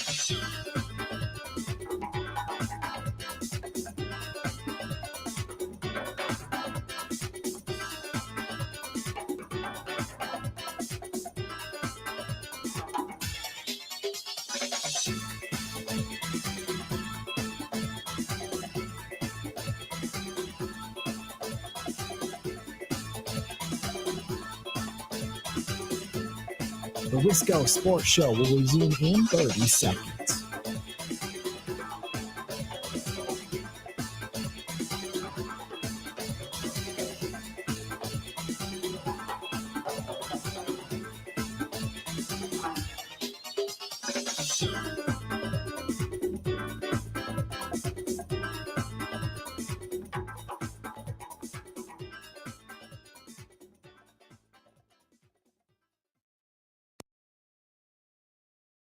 We're not disciplined. We're not as free as we should be. Yeah, we've got a lot of excuses if you want them. Injuries and all sorts of youth and injuries and blah, blah, blah, blah, blah. But the bottom line is we haven't found that edge that made us was a difference maker for us last year. So we're all responsible, and we'll take that responsibility. That's Murph after last night, and I hear we've lost our focus. We're not as disciplined as we should be. You know how I hear that? Someone needs to get in the ass of Jackson Churio or Caleb Durbin or all. Figuratively speaking, of course, from a leadership perspective, and say, hey, buddy, I know you were good last year. This is not Biloxi. This is not High A up in Appleton or whatever the Timber Rattlers are. This ain't the Lake Country Dock Hounds, okay? Get it together. And there's clearly no one who has that voice on this team, and they're reeling post Willy Adames, and I think on some level post Bob Uecker too, because I think he was that important of a voice. And I go back to, why did I know this was going to happen? Sometimes I wish I wasn't so freaking good at this job. Opening weekend in New York, I get that soundbite from Friday when Buck and Schroeder were on the call, and Joe Buck was like, man, it was apparent after talking to some of these Brewers players how big of a loss Bob Uecker is and how much they're going to feel this. And I bookmarked it the Monday show after opening weekend. I say, watch us come back to this. Watch this be something that we circle back to because this team loses some edge or loses something. And by God, if they haven't done it. And Willie is certainly a part of that. But going all the way back to opening weekend, I'm not willing to discount the idea or the impact that Bob Uecker has had in the absence they're feeling now since he passed in January, I believe, right? So I go back to that. And I know Yelich isn't a rah-rah guy. I don't care. I don't care. When you make all the money, and it's not just a money thing, okay? I don't begrudge Yelich for making money. And I don't begrudge the Brewers for paying him. I want to be very clear. I might be one of the biggest Christian Yelich fans. Like, I love Yelich. I love what he's done for the Brewers. I love how he represents the team. I think I am most childlike in my fandom of the Brewers, and that I can get sucked up into things and I can get emotional over things that I don't really with the Packers, or I don't really with the Bucks. And maybe it's because the Brewers are such this small market team that are really up against it, and my standards for them or my expectations of them are just different. So maybe I view them differently or follow them differently. I get sucked up in the Brewers when Yelich speaks about what it means to compete in a market like this and to have sustained success in a market. I know those are the company lines, but I also buy into it. And you can hold that against me if you want, but I buy into it, and I appreciate it from Yelich. I think he gets it. And he's a great pro, and he's been healthy. He's been awesome. He's a really good ball player. So this is not a personal vendetta against Christian Yelich, and it's not related to money. The contract is the contract. And the Brewers could spend more if they want. There's no salary cap in this sport. But when you are entrusted with that contract, it's more than just the money in Milwaukee. It's Milwaukee and the ownership of the Brewers saying, you are our guy. This is our one bullet to fire, and we're using it on you. Please commit yourself to this team and the idea that you are our guy. And I think Yelich has done that in so many ways. But he doesn't get to, am I using the word, by the way, am I using the word eschew correctly? Definition? Yeah, I am. It's a verb. He does not get to eschew or deliberately avoid using or abstain from a leadership role. That's not how it works. With that contract, playing this role for this franchise, you don't just get to say, well, I'm just not that guy. You have to be. Especially now that Adames is gone. When Adames was here, I think it's a great sign of leadership, by the way, and it shows a strong leader to realize that there's somebody else in the room who's got something going on, right? I think phony leaders, especially in sports settings, feel the need to, well, I got to give a speech. You know what I mean? This team needs somebody right now. They are rudderless. They have no edge. They have no discipline. They have nothing. And they're going to be really limited because Matt Arnold and Mark Attanasio and company put together an ass offense with a lot of toothpick bats with no power. And Contreras is hurting his finger, but they're letting him play through it for some reason completely unknown to me. And Yelich is obviously not bouncing back the way we hoped from his back injury. But again, it's the blowouts. It's the losing streaks. It's the shutouts. That's a focus, discipline, buy-in issue. So Yelich has to be that guy. Rhys Hoskins gets to be the mild-mannered guy. He's here for probably 2 years, maybe 1.5. If the Brewers suck and he keeps playing well, they'll probably trade him. In fact, they should. He does not have to assume a leadership role. Bryce Strang's pretty quiet. He's a third-year player or thereabout, and he's a second baseman making little to no money. Jared Koenig is a relief pitcher. Freddie Peralta is a starting pitcher who pitches once a week. Like, those guys have moments, but night in and night out in the clubhouse, it has to be Yelich. And I don't think Yelich stepping up and being a leader is going to all of a sudden ascend them to 10 games over 500, but I think it fixes, if he finds his voice and can figure out how to connect with this team, it stops the shutouts. It stops the losses of 11 runs, 9 runs, 10 runs, 8 runs, 8 runs, 10 runs, 8 runs. They've lost 4 in a row twice. They've lost 3 in a row 3 separate times. That's an issue of discipline, of heart, of makeup, all those things. Shout out to Road America, proud sponsor of the show. It is their vintage weekend up in Plymouth. It's actually between Plymouth and Elkhart Lake. And what I love about Wisconsin, and I've lived up by Eau Claire, I've lived in La Crosse, I've lived in Madison, I've lived in Milwaukee. I haven't lived in the Fox Valley, but I'm only 27. Give me some time. I love Wisconsin that you can get in your car and go anywhere for a weekend or a long weekend. It's very cool like that. So Road America should definitely be one of those stops. And if you go online, roadamerica.com, very easy to find. They're celebrating their 70-year anniversary this year. It's a big year for them. And this weekend, like I said, the 16th through the 18th is their spring vintage weekend with SVRA. Super cool, would be right up my alley. And I'm not the world's biggest car guy, but that looks awesome. They also have sunset cruises and driving schools and IndyCar and all of the things throughout the summer. There's something that's going to be up your alley. And everyone I talk to about Road America says the camping is awesome. If you're somebody who takes the camp route, or you like tent camping, or you go around to different places throughout the summer as a family, I know that's something a lot of people do. Road America is such a great spot for that. So again, go online, roadamerica.com. You can look at their event schedule. They have a tab that says plan your visit, and they have a guide. It's if this is your thing, here's some things to explore. Directions, camping, things for the family, frequently asked questions, all that stuff. It's so easy. So just go online. That's all I'm asking, roadamerica.com. And at the very least, consider a weekend over there on the north or central eastern portion of the state. I appreciate Road America for supporting the show. When we come back, Talk a little basketball with Justin Garcia. Just an absolutely seminal night in the NBA. So many fortunes, as Brian Windhorst said, changed hands last night. In fact, let's play that cut one more time. Do we have Brian Windhorst one more time? I mean, I thought this just summed it up perfectly. Yeah, this is a seminal night in the NBA. A lot of fortunes changed hands tonight. Brilliant. We'll talk about that. Justin Garcia, the Bucks Radio Network, next. This is the Wisco Sports Show with Grant Bills on the Wisconsin Sports Zone Radio Network.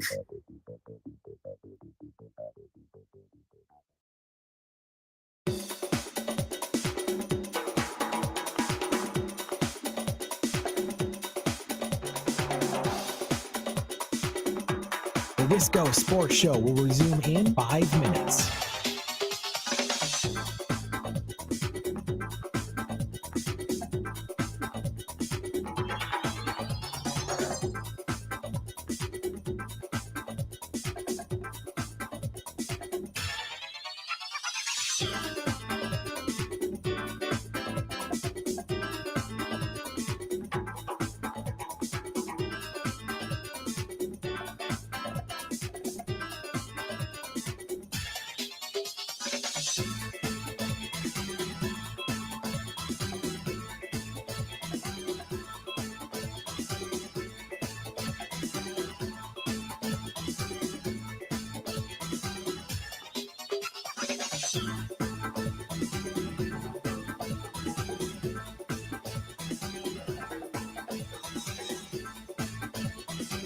The Wisco Sports Show will resume in 4 minutes.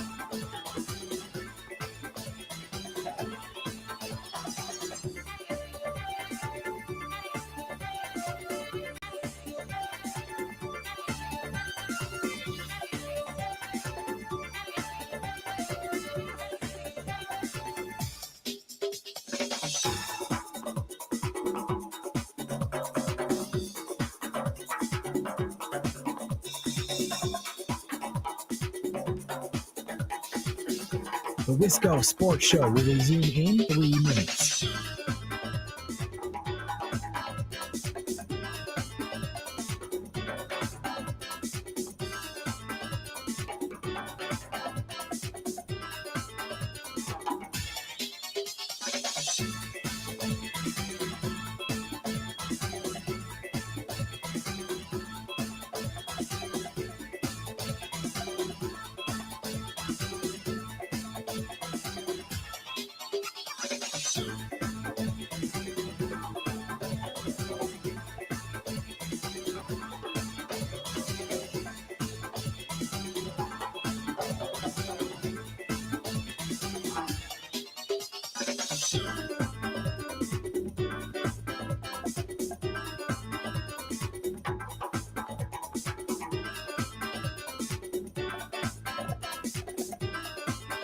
The Wisco Sports Show will resume in 2 minutes.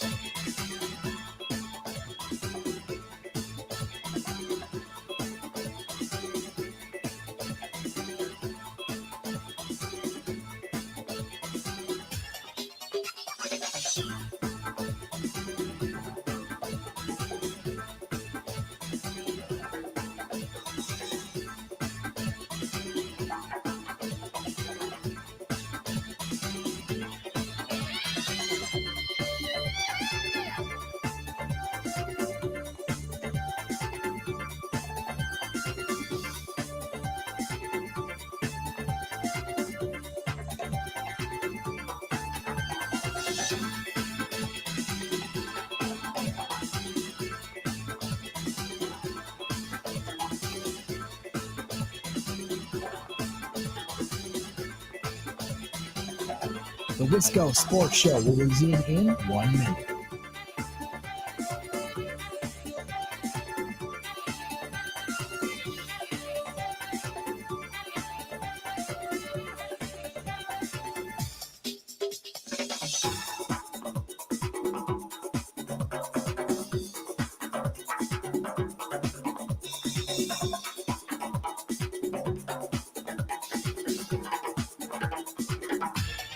The Wisco Sports Show will resume in 30 seconds.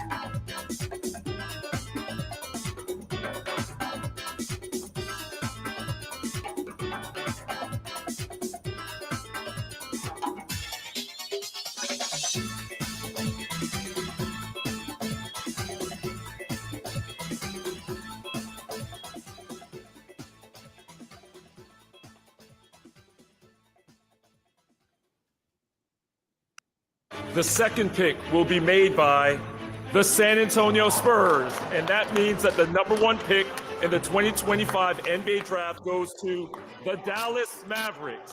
Picked off by Anunoby. He will go the distance. Two-hand slam, and Tatum is hurt. Tatum is hurt. Tatum is still down. He is screaming for a timeout. And in a New York minute, everything has changed. Two massive moments in the NBA last night. The first voice is Mark Tatum, deputy commissioner, vice commissioner of the NBA, who always does lottery odds. Dallas wins it, and the Spurs get the second pick. Huge. And then the next voice you heard was Sean Grandy, 98.5 The Sports Sub, Celtics flagship, describing Tatum's injury in a game that the Celtics were going to lose anyway, which would be significant in and of itself. But if Tatum's going to miss next year now with his Achilles injury, obviously ramifications across the league are wild. Justin Garcia is here. I ask this without any humor in my voice. My franchise star player was writhing on the floor in pain. I probably wouldn't quote Don Henley, but then again, I probably wouldn't make he was very proud of that line too. You could tell, like, he had it ready to go for when the Celtics came back and won, of like, I'll use in a New York minute. The Celtics, I hadn't thought about that. Send the series back to Boston, tied it 2 apiece. But yeah, an unfortunate turn of events for how he had to break out that line. So after the Knicks and the Celtics game ends, they go to postgame on ESPN, and I think it was Malik Andrews and Windy has never been more ready for a moment in his entire life. They zoom in on him, and the first line he says was, in a seminal night in the NBA, lots of fortunes changed hands, and then he hit us with the hand gesture. Can you imagine a crazier 2 hours for a sports league when the reality of, I'd say maybe 4 or 5 franchises completely changed in the snap of a finger?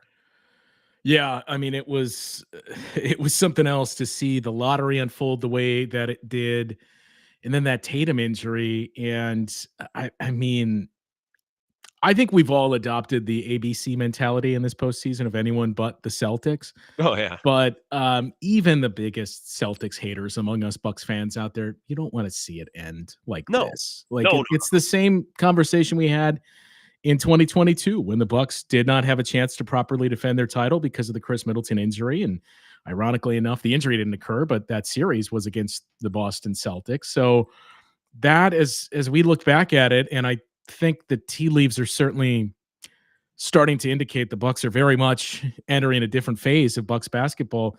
That was really the last stand for the Bucks. And you can't help but get the same feeling that same thing for the Celtics. With this CBA, it is incredibly tough to repeat because your window has shortened to lengths we have not seen in quite some time.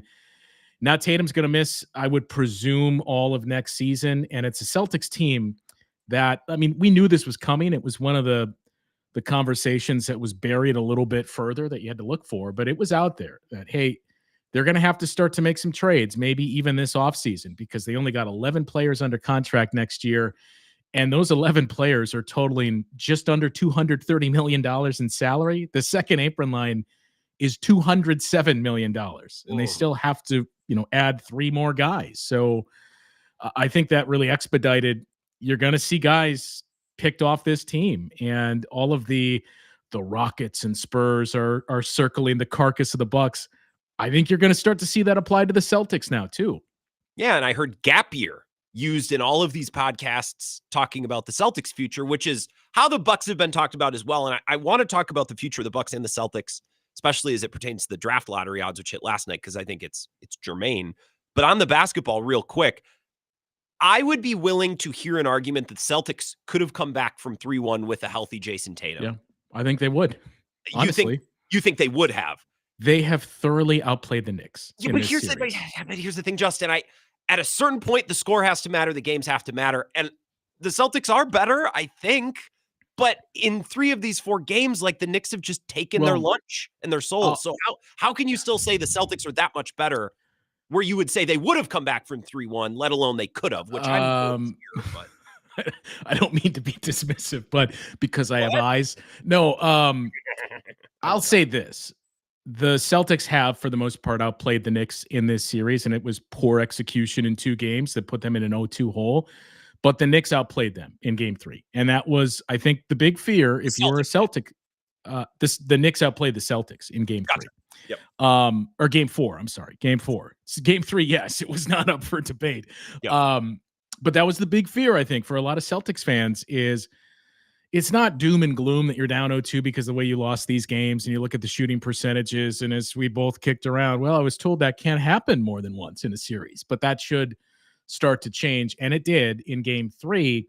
But the way the Knicks just bounced back, I think your fear was, hey, it's not like the Knicks have played good in this series either. They've just closed out games much better. And what happens when the Knicks do put together a good game? And that's what we saw last night.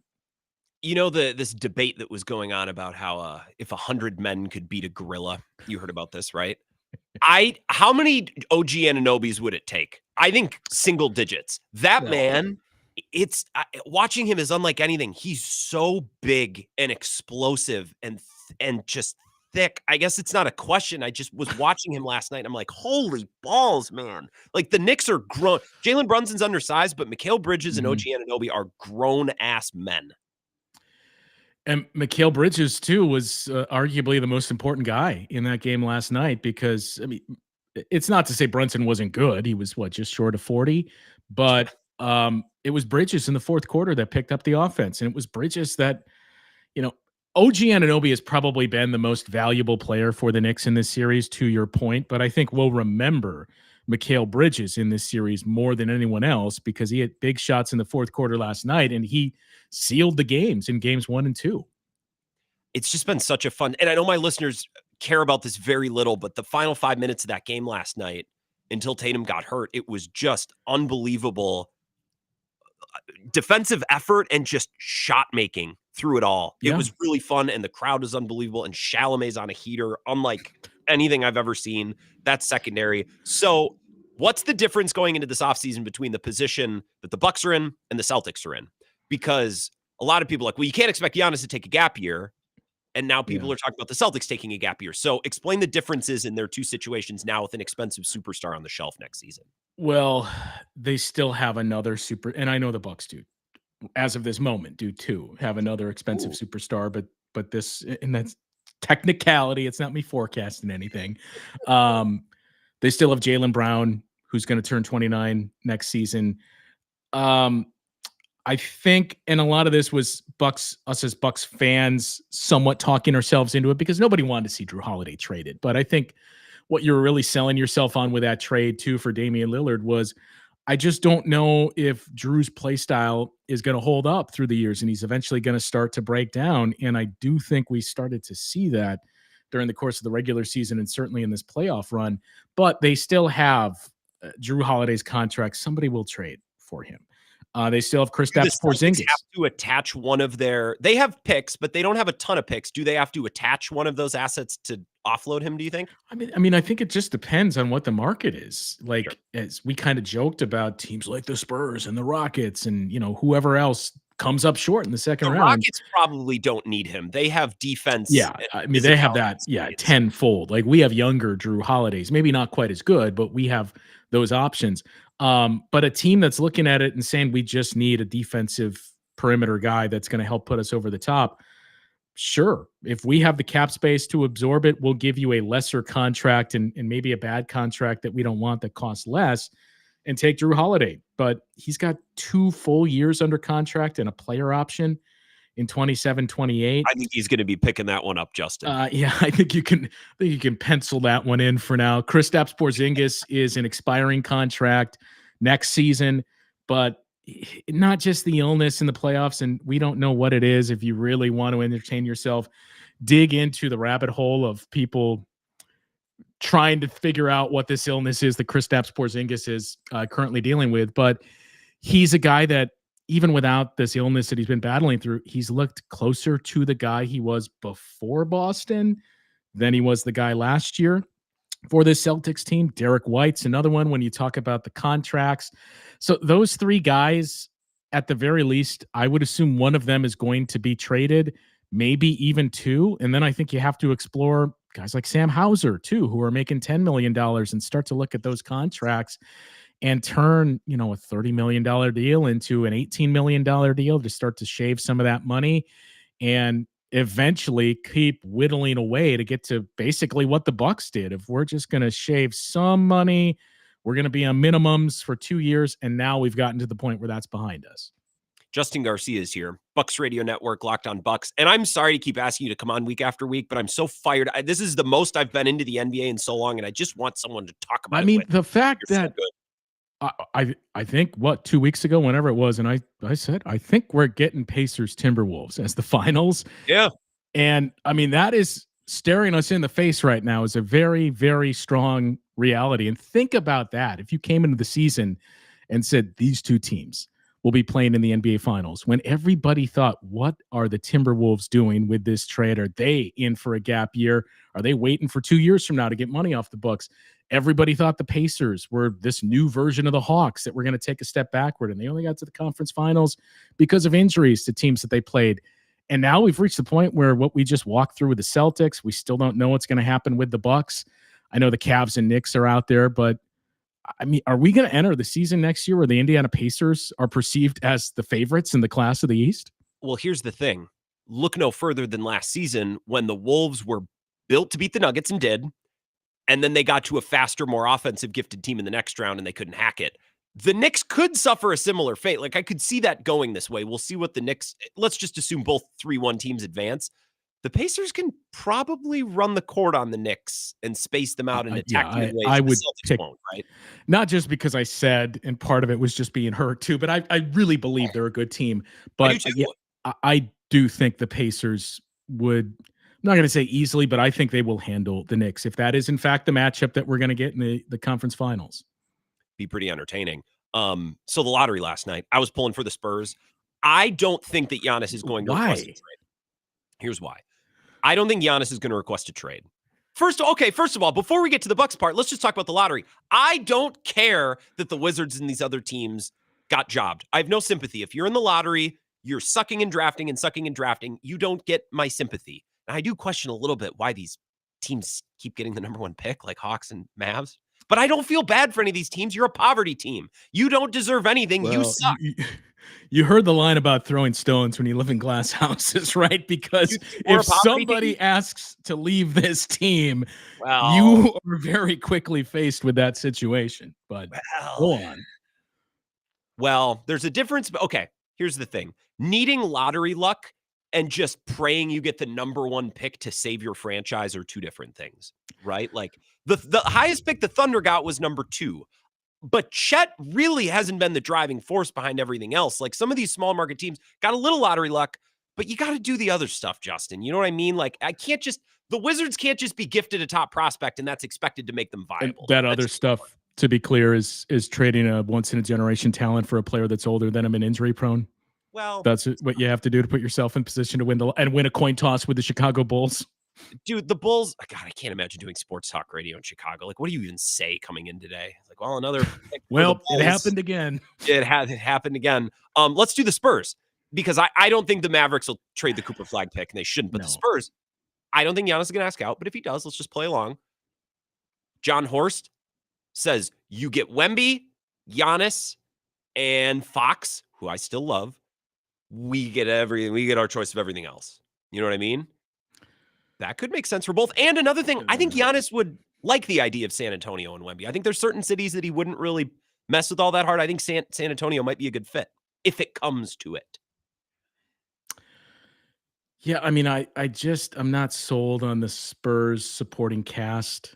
I think it just keeps you mediocre with that group, and the picks that you would get, it would have to be you get one of those guys. I'm not a big Castle guy. I would assume he'd be a big part of that package, but in that scenario, I would also assume it's all the other young guys, the Devin Vassell's and and Keldon Johnson types, that those are the guys that are packaged. But it would have in any of these scenarios, it would have to be some type of a three-way deal where we're getting something from, let's say, the Spurs, if that's the case. But the Spurs are also working something out with the New Orleans Pelicans to reroute our picks back to us, because you're going to take a step backward. And I think the one thing that people lose sight of is this isn't any forecasting or no inside information, but let's just say there's a scenario where there is a trade with Giannis. You not only lose one of the, without question, 3 best players in the league, you lose everything else that's attached to him. The guys like Bobby Portis, the Gary Trent Jr.'s that are here because, and Gary Trent Jr. Dame was a big piece of it, but these guys are coming to Milwaukee because Giannis is here. And when that doesn't happen, we'll go to San Antonio. We'll go wherever he goes. We'll go somewhere else where we have connections. So you're not getting those guys to take lower than market deals to bring them here to Milwaukee and play alongside a guy like that. So your roster is going to be in a tough spot, and bringing in guys that, quite frankly, we saw, and I know they've grown since then, but we saw them lead the Spurs to not even mediocrity before Victor Wembanyama arrived. That's what you're staring at. And you can't make any trade in that scenario where you don't get your initial picks back. Otherwise, as we've seen with the way the lottery works, you may be gift wrapping the number 1 pick to the Pelicans and Blazers 3 straight years. I suppose. I think I need to aim higher with my fake radio Giannis trades. I floated this to Jim Ozarski earlier today, just because he was coming on Bill's show. And he's like, oh, if Wemby's name isn't mentioned over the phone, Horse should hang up. I'm like, I mean, okay. Like, if that's what we're going for, Jim. Look, I get the negotiation, but yeah, I don't see that going well. No, I don't. Probably not. But hey, you never take the first offer. You got to start somewhere. So maybe I'm aiming too low. That's what I'm gauging so far through my interactions today with vested Bucks Beat media members. Well, I can't wait. The show's done in 5 minutes. I can't wait to drive home and listen to some Boston sports talk and hear their reaction, because I haven't touched that yet. I'm very excited. Looking forward to that. Justin, you know what? I'm just going to say too, I'm bummed that it wasn't the Hornets, the Wizards, or the Blazers, like a team like that to win the lottery. I get your point, but I think it was Sam Presti was actually, when they did this lottery reform, it was voted in favor of 29-1 by other GMs. Sam Presti was the one GM that voted against this and said, as a small market team, this is what we have to do to get superstars and build our team, is draft and develop. And with this reform where we're flattening the odds, you're reducing the chance of us doing that. So I'm not in favor of this. And it's been how many years since the team with the best chance to get the number 1 pick has gotten the number 1 pick? That I remember saying at the time that this was introduced, we're going to flatten the top 3 and basically the top 4 with the difference there. How is this going to discourage tanking? If anything, it's going to tell teams, well, just don't make the playoffs. Like, if you're not good, miss the playoffs, because you got a pretty decent chance to win the lottery. The worst record still gets the best odds. You know what I mean? Like, yeah, not to the margin it did before. I mean, you want to fix this, just be even more radical and say the team that finishes 21st, the first team that misses the play-in tournament, they have the best odds for the number 1 pick. Interesting. Well, I'm a fan. Justin, I appreciate the time. And you said, by the way, those in glass houses don't throw stones. That's the thing. I don't live in a glass house yet. And if at some point I do, I will stop throwing stones. Appreciate your time. I got to run. Anytime. Justin Garcia, he does mean anytime. I ask him a lot during the NBA playoffs, but God, it's just so much fun. And no one else will talk NBA with me. I gave you 45 minutes on the Packers and Brewers today. We'll wrap up the show next. This is the Wisco Sports Show with Grant Bills on the Wisconsin Sports Zone Radio Network.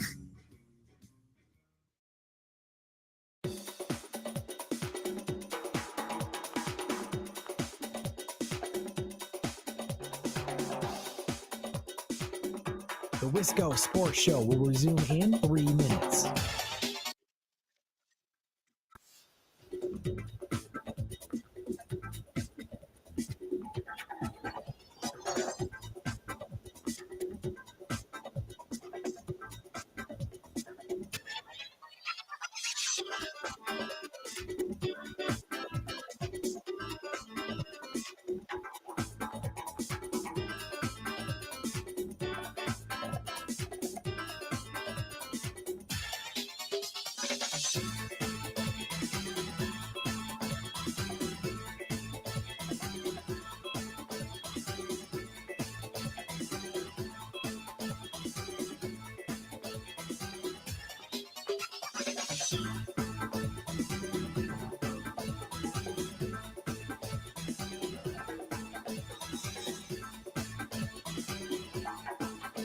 The Wisco Sports Show will resume in 2 minutes.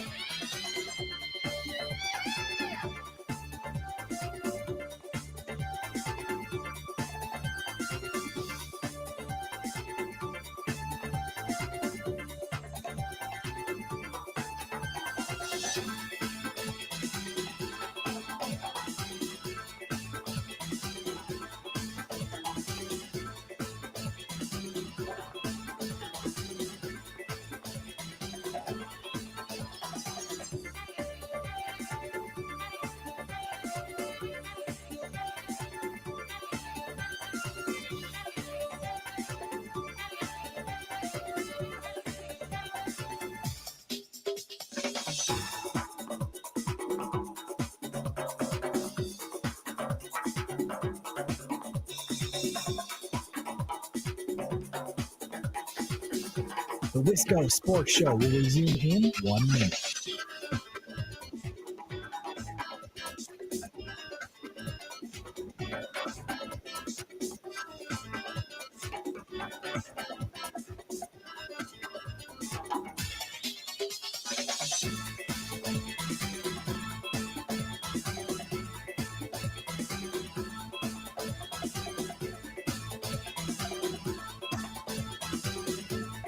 The Wisco Sports Show will resume in 30 seconds.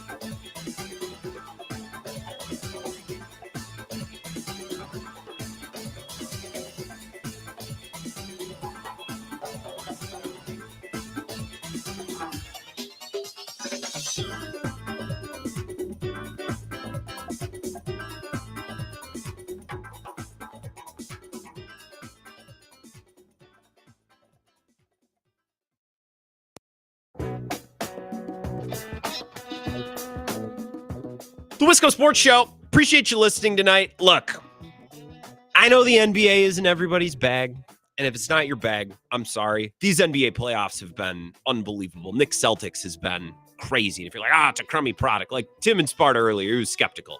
Just watch the last 8 minutes of some of these games if they're close. Trading buckets. And look, I'm not some NBA shill. I complained about the league since October. I've been complaining about the league. And finally started to hit these last 2 weeks. I'm listening to Bill Simmons and Zach Lowe. I'm so back. Yes. Feel bad for Celtics fans, Jason Tatum. I will sleep a little bit better at night knowing that the Celtics were down 9, I think, with 3 minutes to go when Tatum got hurt. Like, they weren't going to win that game. Now, the Tatum injury sucks for them moving forward. But look, you're looking to get sympathy from me. Same thing happened to Dame Lillard, right? Like, Chris Middleton got hurt in 2022. It happens. I'm glad that we got to see the Knicks kind of commandingly beat them in a couple of games to leave less, I guess, mystery about what could have been with injuries moving forward. Thank you to In on the River. Thank you to Road America. Thank you, Lauren. Thank you to Justin Garcia. I will talk to you tomorrow at 4.